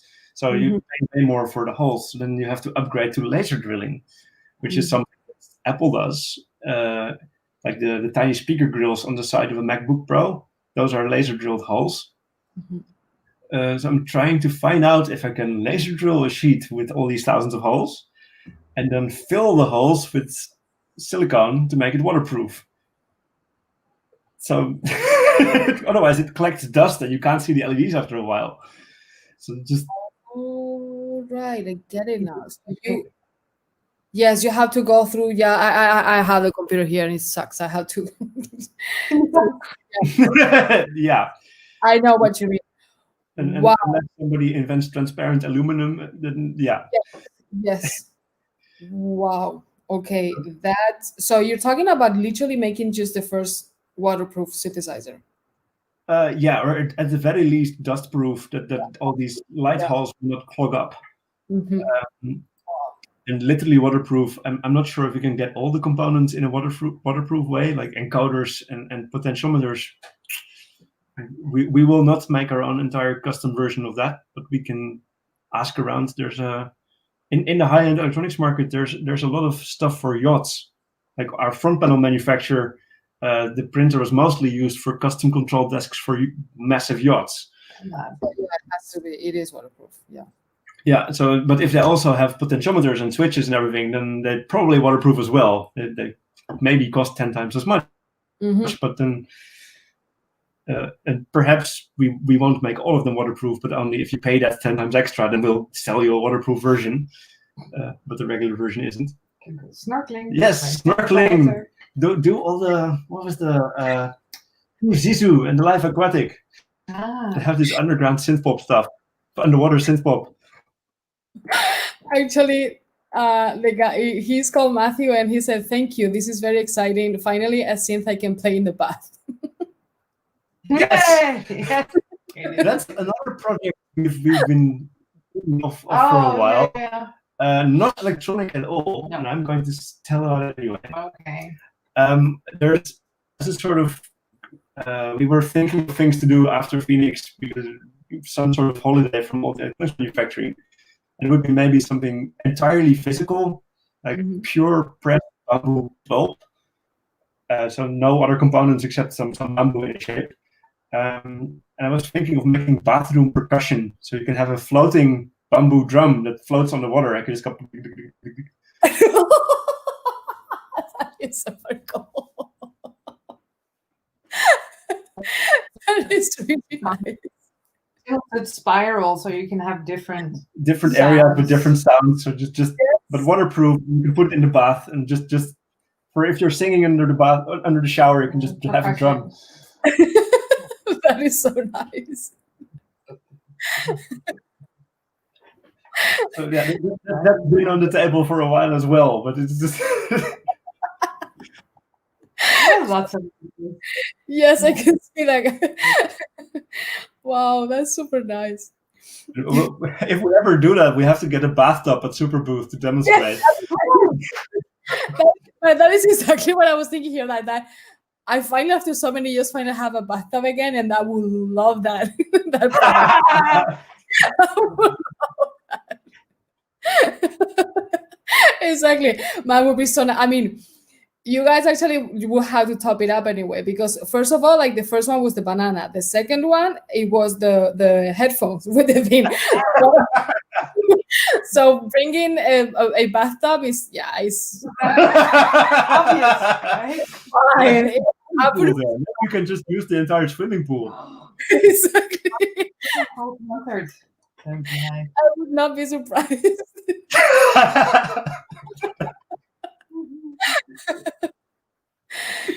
Well, guys, oh my god, thank you so much for this chat. Yeah, it's been amazing. Yeah, it was fun. Yes. Actually, it's passed really, really quickly. It's already 3 hours and 2 minutes. yes. So I'm really, really happy that we at least we made this. Like we couldn't see each other at Super Bowl, but yeah, it's been really nice and also very inspiring to talk to you guys. Wow. I am very excited for I was already excited for this, but yeah, I'm just Yeah, yeah. So yeah, I'm actually really looking forward to get to know to see the Phoenix finally, like the announcement.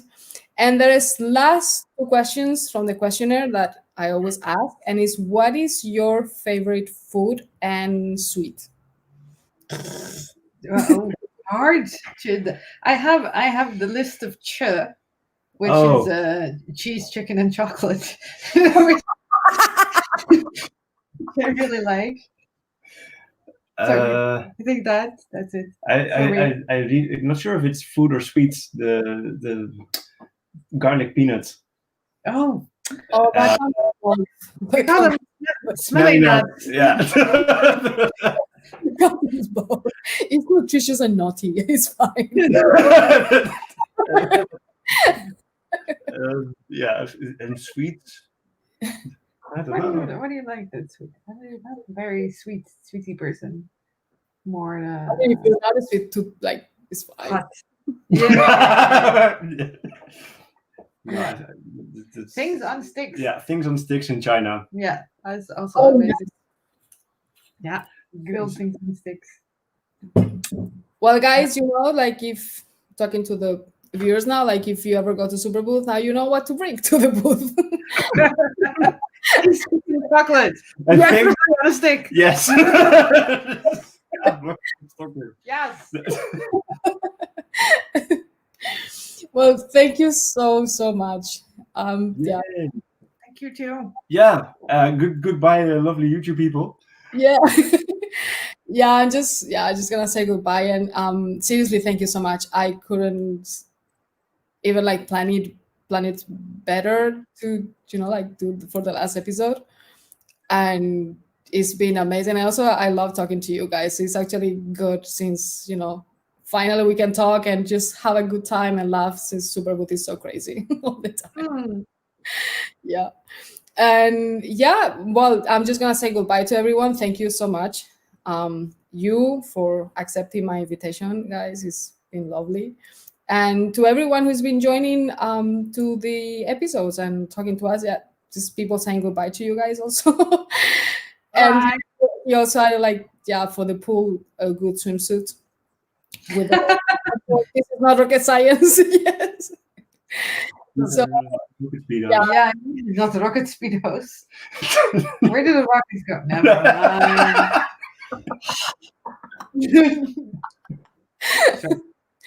So yeah, thank you very much, everyone, for just joining to these sessions and talking nerd and talking about whatever just thing that just came out.